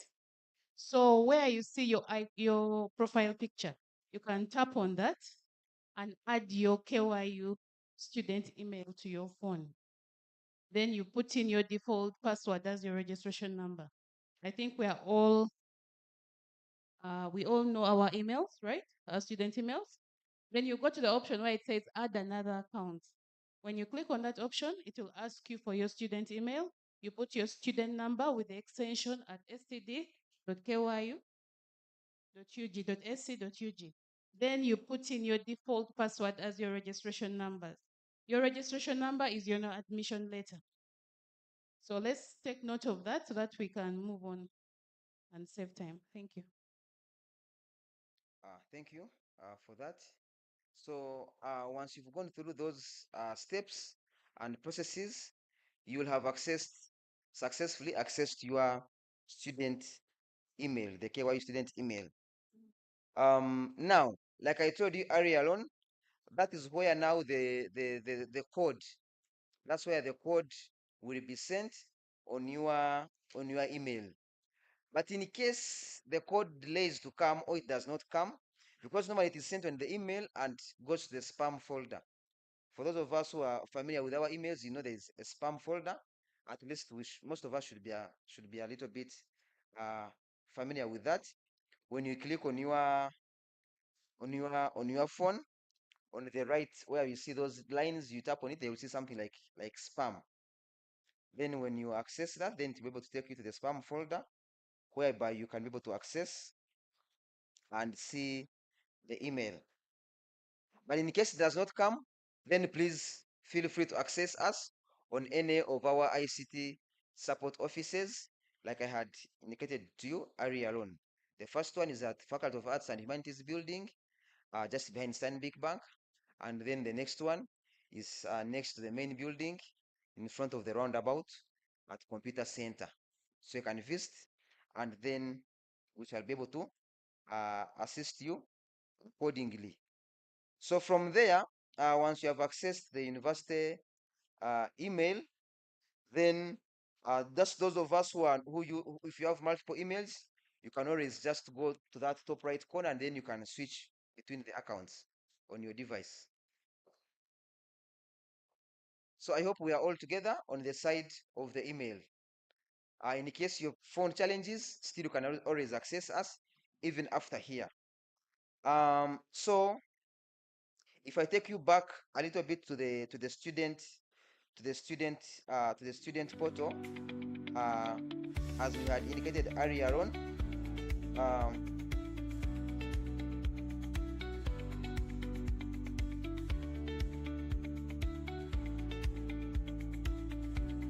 if I can take you a little, like I had indicated to you on accessing your student portal, the first thing, like I told you, is to access the portal. Then you go to reset password. Then once you reset the password, they will ask you they will request to send a token. Now that token will be sent on our university emails. Okay, the token will be sent on the university email, like I had indicated to you. Then once that is done, then you go to the email, and then you're able to access the token as you're seeing on my screen. So the token will be sent on that email. So you copy that token from the email, as you can see. You copy that token, and then you come and enter it on your portal. You come and enter it in your portal, and then you set up your own password that you would like to use to access your student portal. So you enter in, and then once you finish entering the password, then you will be required to now log in and access the student portal. Okay, I'm just going a little bit fast because of time. So in case you are left behind and maybe you find challenges, still feel free to visit us at our offices, and we shall be able to assist you accordingly. So from once you've finished accessing the portal, then you proceed to enroll. One thing I need to highlight is that all of us, we are enrolling as freshers. Since we have just joined, if your student number starts with 24, then you are required to enroll as a fresher. Okay? Yes, all of us, we're enrolling as a fresher, and then I hope all of us, our year of studies is year one. And then indicate as a fresher, and then you proceed and tap on the enroll button. So once you've tapped on the enroll button, now the system will know that you have joined and you have reported. Then it will automatically bill you. Okay, so it will automatically bill you, and then you can proceed into the processes of generating a reference number. I don't know whether the time we have shall allow us to go through all those processes, because according to the program, it was supposed to end, I think, at around 1:30, and I see we are almost 15 minutes to the end of the session. So I wouldn't want us to take a lot of time here, but once we have finished signing into our portals, which is the very important um, process. Then the rest we shall be able to navigate through, visit us at our offices, and we shall be able to navigate through those processes. Now, the other thing that I wanted to highlight is that we talked about some students were talking about the matter of the IDs and all these other issues. So once you have access to your student portal, you may find that some of your information is not correct. Especially the biodata. It could be your date of birth. It could be your maybe the email, the phone number, and maybe other details, even the photo. Because it is important that after you have signed in into your account, you upload there your photo. Because it is what the university will use to process your ID. Now, unfortunately, if one out of the many students who have signed, because normally when they are processing these IDs, they process them in bulk. So sometimes if they come and they find it is only one person, it becomes very hard to be producing one ID today, one ID tomorrow, one ID the other day. So that's why they normally take some time for us to register, put our information and everything. Then after that, then they can start the process of batch production of all the university IDs. So normally when we delay to update that information and we delay to register, then it also delays some of the other processes that are dependent on our registration.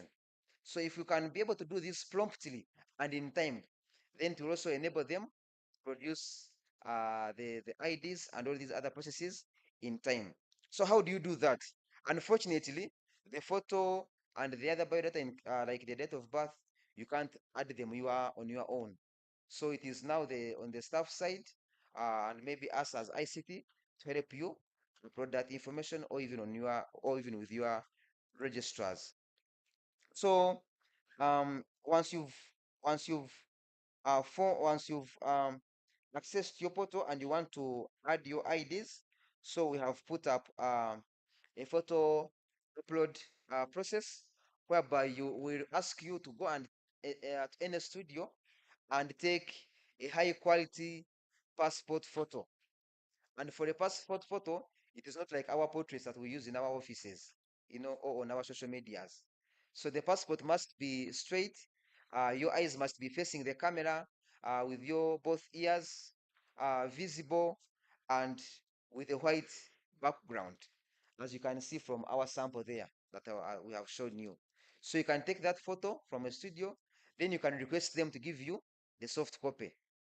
Some of us have our passport photos in hard copy. Then you put it down on a table. Then you use your phone. You take the photo and then you send it to us. That one will not work because this photo will be used on your ID, and then it will also appear on your official university documents, your transcript, your certificate. So it is important that we have a very good photo, high quality photo, for us to use on our system for quality purposes, as you have seen, like we have showed you on our uh, on our on our sample there. So once they have given you that photo, please you don't need to move now to us. You can even just send the photo to us on the phone numbers which are indicated there. Those are phone numbers of our ICT support team. So even when you find challenges, feel free to send a message that please, I am unable to enroll. I don't know where the problem is, or maybe I'm unable to generate a reference number. Just feel free to ask them. But in case you're not able to come to our offices physically, you can just send a message, and they will be able to respond to you. You feel free to send to like 2 or 3 numbers, because sometimes you might send to me. For example, if I'm here and I'm engaged, maybe it might delay upload. But and also sometimes we receive very many messages. So it is important that at least if you can send to like 2 or 3 numbers, so that in case this person delays, maybe another person will be able to see and act promptly to your request. So you can just note down those numbers, and then so you can just send those numbers, and they'll be able to assist you accordingly. So the same way you send the photo is the same way you can as well send also your biodata. So please remember to send your student number because we may not know you. Okay? So the only way you can easily identify you is with your student number. So if you send us and say, I'm so and so student number this, please upload my photo and you attach there your photo. So I will use your student number to access the system and upload your photo. Then for date of birth, we need to be sure that it is your correct date of birth. Normally, we request you to come physically and you show us maybe your national ID or maybe a birth certificate, or it could be your passport, something that can show your date of birth. But where you're not able to come, then please you can maybe also screenshot it and maybe scan it and maybe share, so that you can share that this is my date of birth and this is the evidence. Otherwise, these are official university documents and platforms. Some of us might begin when we were born in 1980, and then later on you say, I want now to change to update my documents so that I can be able to still be in the institution service to delay your retirement, and then you want to change your date of birth on the systems. So please, you need to attach an evidence that this is the actual date of birth that has been used, even on all your official documents. So once you have gotten that, those numbers, you can always access us. You can always engage us through those numbers, through those platforms. And I believe once you have understood those processes, we're able to go through them, and we shall be able to have a successful academic journey through our time at Kyambogo University. I don't know if we have any questions. Excuse me, Johnson, maybe please. before you conclude, you can take them through the virtual IDs as they wait for the official IDs. I don't know now. Unfortunately, we are time bad,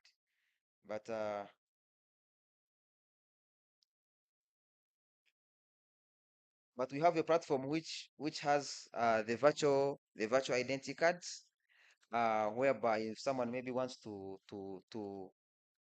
prove that you are a student, then now these people are looking at me because of time.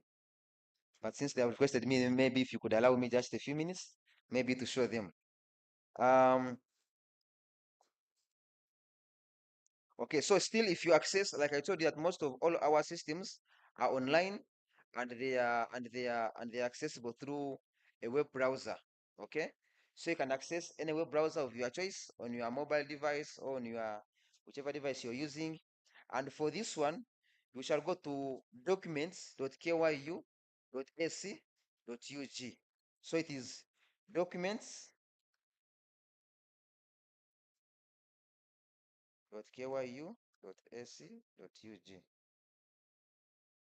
like that. So that's the address, documents.kyu.ac.ug. So if you can just note it somewhere, and then once you have loaded that, so they will bring you a platform like that. So it says this is a document verification portal, which is used to verify all sorts of documents. So even if when you don't attempt to forge an examination permit, because we shall be able to find you in your examination room.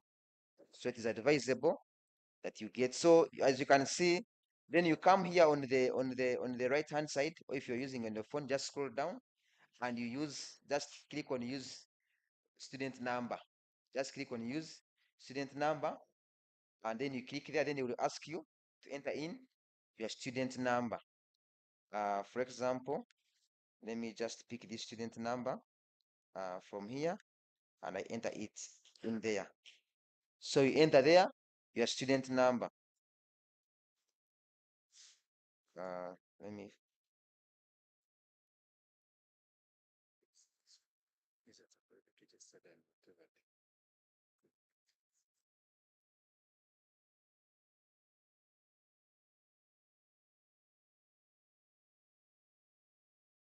So, okay, yeah, anyone, just this one.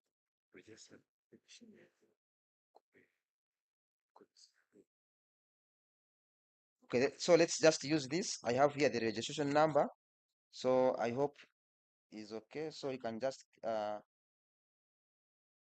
I will just come here and say, so it is 24 slash U slash GM SS slash 16177. What's it? Is it PE? Okay, I think it's PE. They're saying invalid student number. Then from there, you come here, then you select now the document you want to verify. So these are, we normally use this if we are verifying the registration, but you can click there and then say virtual ID.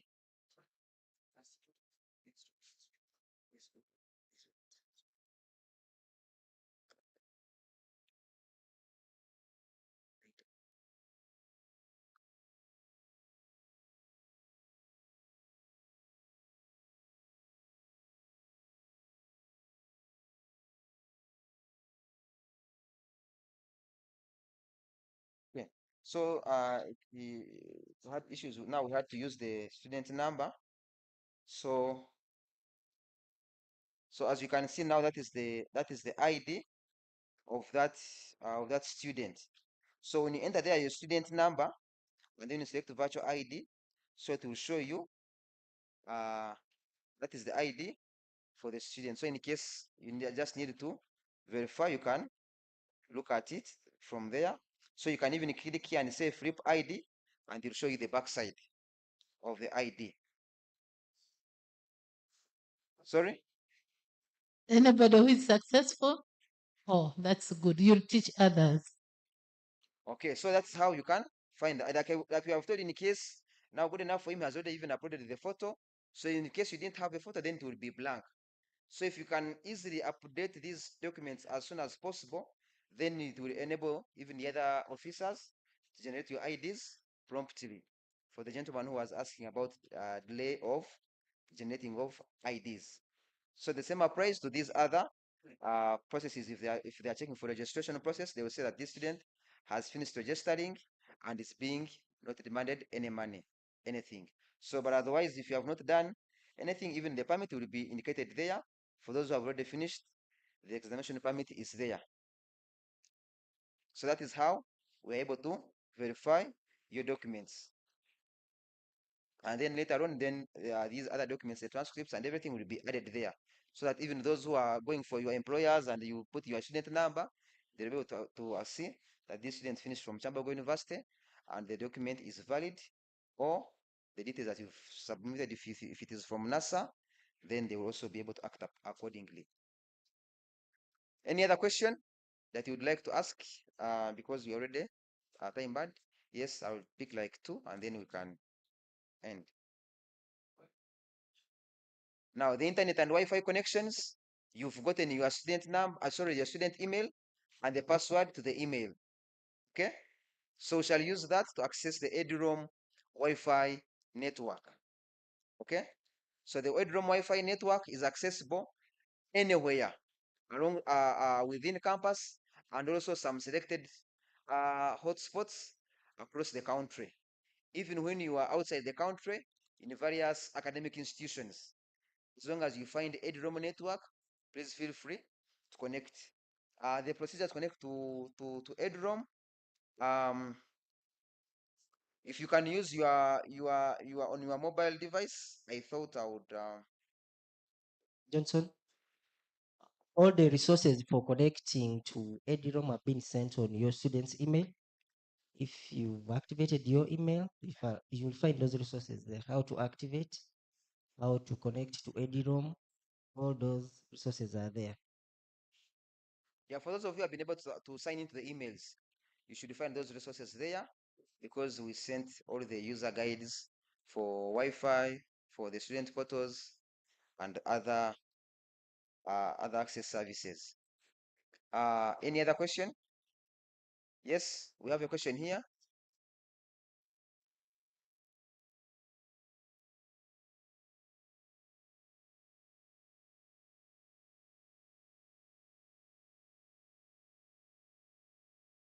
Thank you. Me, I wanted some clarity on the email. I have a case where on my email, I receive updates from other courses. I don't know if it's okay or From other courses? yeah, like I do edu, but I find engineering, like statistics, all the things come to the email. No, you need to check the source of the source of the email, because there are some whereby they have added students in the various groups, the email groups. So maybe I hope your email was not added in a group in error. So, but you can look at the source of the email and see who is sending, because normally you find it could be maybe a general information, but maybe probably affecting students of just of and then there are those who just send to the email. But we can look at that and find out. There's someone there, and then we end.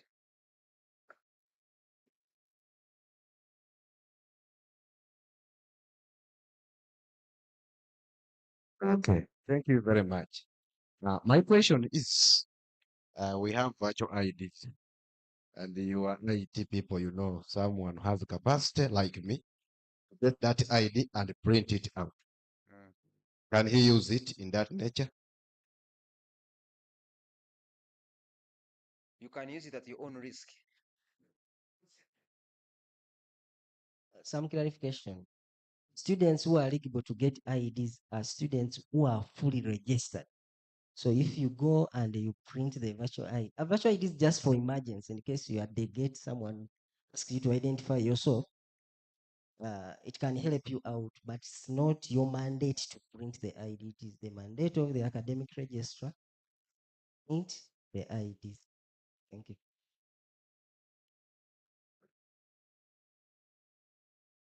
I think with the questions, we stop there. Time. Let that be the last person.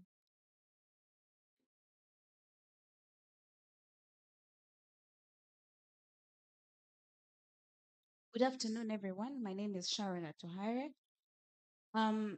Yes, the details were sent to our emails. Like she said, our emails are very crowded. It's very hard for us to go back and read each and every email. And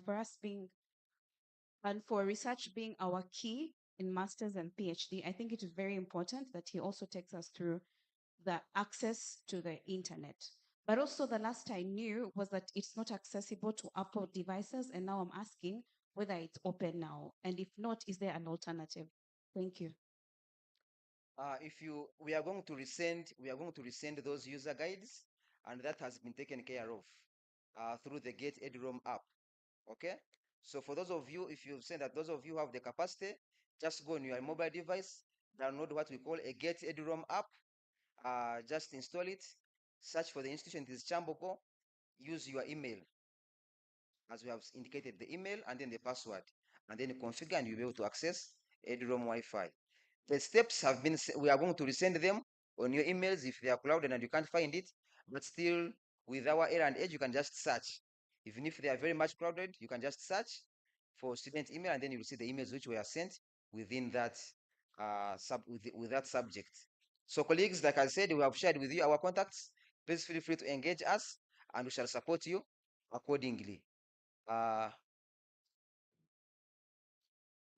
Yes, Michael? For Android users, it is Get EduRoam. You go to Apple Play Store, you download Get EduRoam. That is for Apple users. Apple users. For Android, you go to your Play Store and get an application called EduRoam. The difference is Get EduRoam, then the other one is just EduRoam. EduRoam for Android. Get EduRoam for iOS. Okay, so that is it. So get the application. Where you find challenges, please feel free to contact us. We shall support you. Because of time, unfortunately, we can't go beyond this. But feel free to always engage us. Find us at our support centers. Send us an email through the email which I shared with you earlier on. We shall be able to support you accordingly to ensure that you finish the university within within your time and successfully. Thank you very much. Have a blessed day.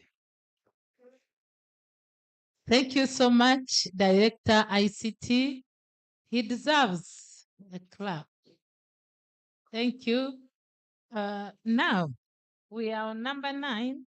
But most of the questions and the discussions, we have really already handled them. So the deputy director is just going to say a word, concluding word, and we move on and we go actually. I'll guide you on how we shall go.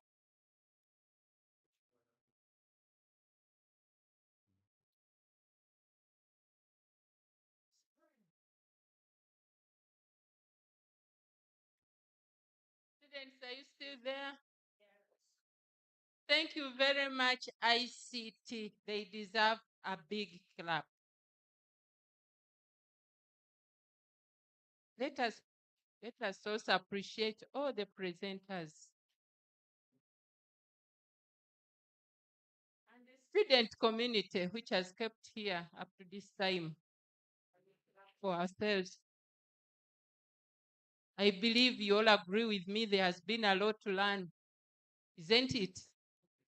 Yes, there has been a lot to learn, and you will continue learning because you can engage. Whoever has been coming here has been telling you that we can get more information from the support center.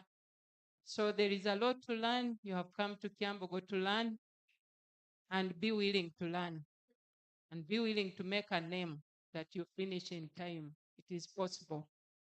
As you've seen, some success stories are there. Otherwise, as the directorate, we are very committed to making sure that you have quality time while at Kyambogo and you are able to achieve what brought you in time. You shall remain committed, and we request you also to remain committed to your call so that at the end of it all, you will come back and graduate, and we shall always remember you.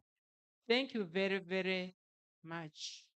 And at this point, let me hand over to the principal for the final conclusions. Thank you very much. Thank you. Thank you. It has been so good. You turned up a good number. I have enjoyed my day because I prepared and you came. Thank you so much. There's a challenge I've been seeing.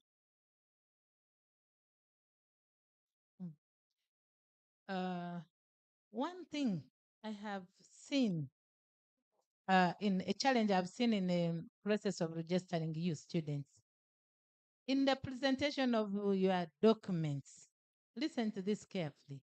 When you look at the admission letter, requirement number 1, talks of result slips and certificates. But most of you want to use either or. It's both. So, as I said, you are busy people, you are mature, we don't want you to, and we start saying, no, this, you don't have this, go back, come back. You don't have that time.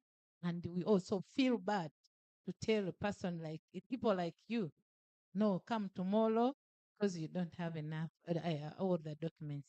Please read the registration guide properly and we work together. Now, we have reached the end. Thank you. There's a bottle of water at the back there. You'll go and pick a bottle of water or a bottle of soda. The person of tea decided to give us. So we shall go by that. You pick some, a bite. I hope it is there. Are we ready? People at the back? Are they there? Nowhere? Oh. Are we there?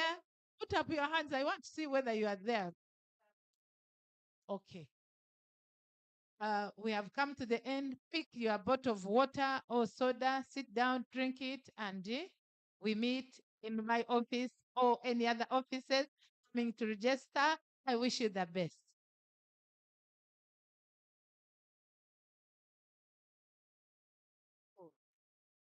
Some person I want us to clap for, the interpreter.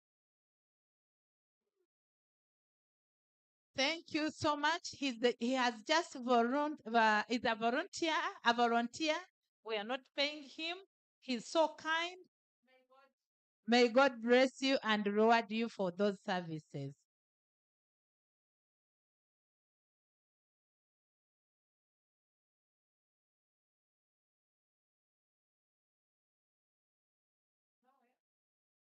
Noel, I request that you pick for him. Go and pick for him.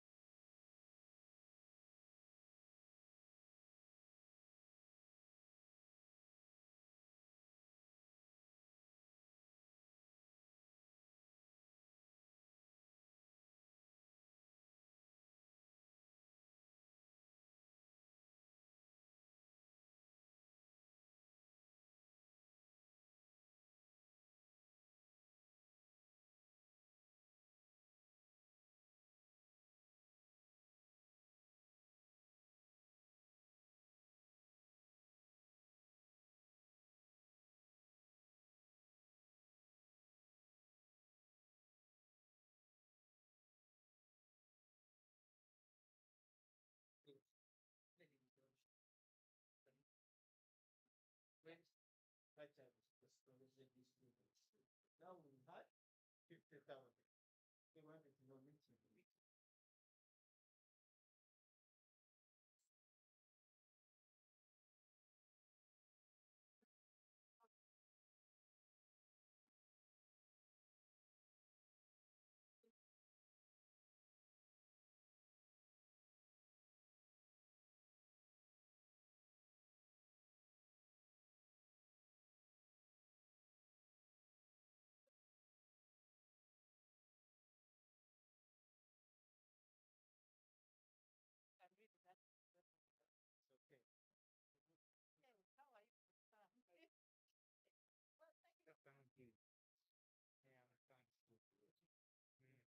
So you have said that our issue is being handled. Yes.